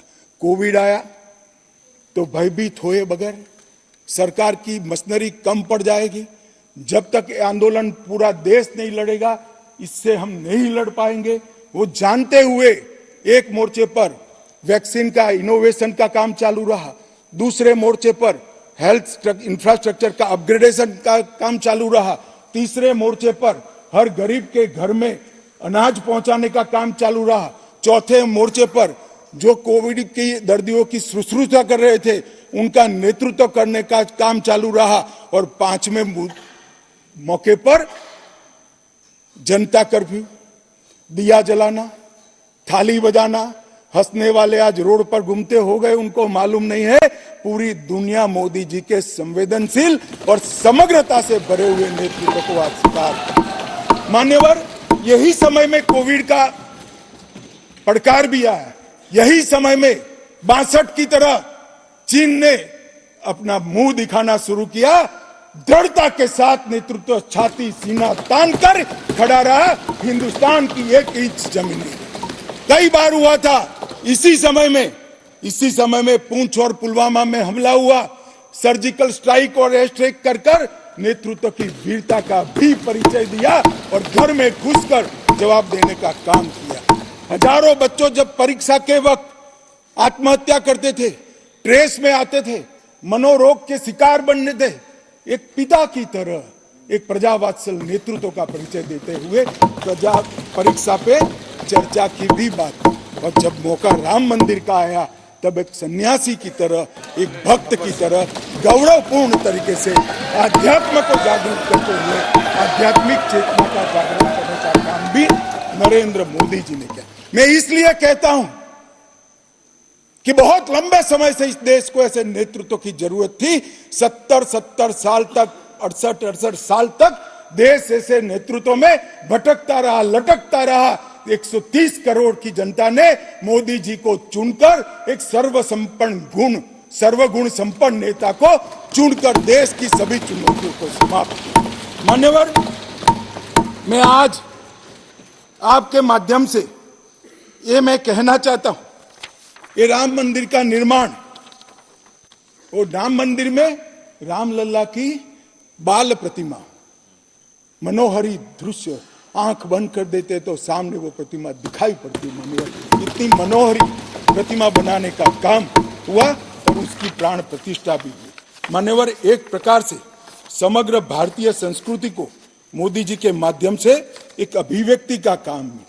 मान्यवर, राम का जीवन ही अपने आप में परिपूर्ण।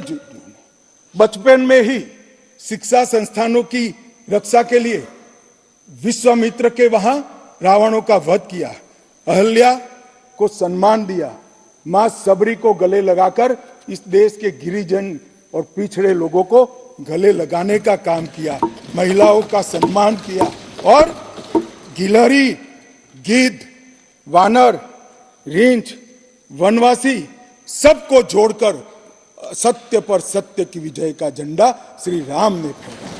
और मोदी जी ने जब ये अयोध्या बन रही है, ढेरों लोगों ने, मैं आज सबके बीच में कहने से मेरी आपको अपने आप को रोक नहीं सकता, ढेरों लोगों के प्रस्ताव कि अयोध्या के इंटरनेशनल एयरपोर्ट को श्री राम का नाम दिया जाए। बड़ा लोक लुभावन प्रस्ताव, परंतु मोदी जी ने महर्षि वाल्मीकि का नाम देना। सारे मौकों पर दशरथ का, सीता माता का चौराहे पर नाम देने का प्रस्ताव आया था, मोदी जी ने कहीं जटायु को रखा, कहीं गिलहरी को रखा, कहीं हनुमान को रखा। मान्यवर, समग्र समाज साथ में लेने का काम किया। मान्यवर, ये जो मंदिर बना है അമിത് ഷാ സംസാരിക്കുകയാണ്. തത്സമയമാണ് പ്രേക്ഷകർ കാണുന്നത്.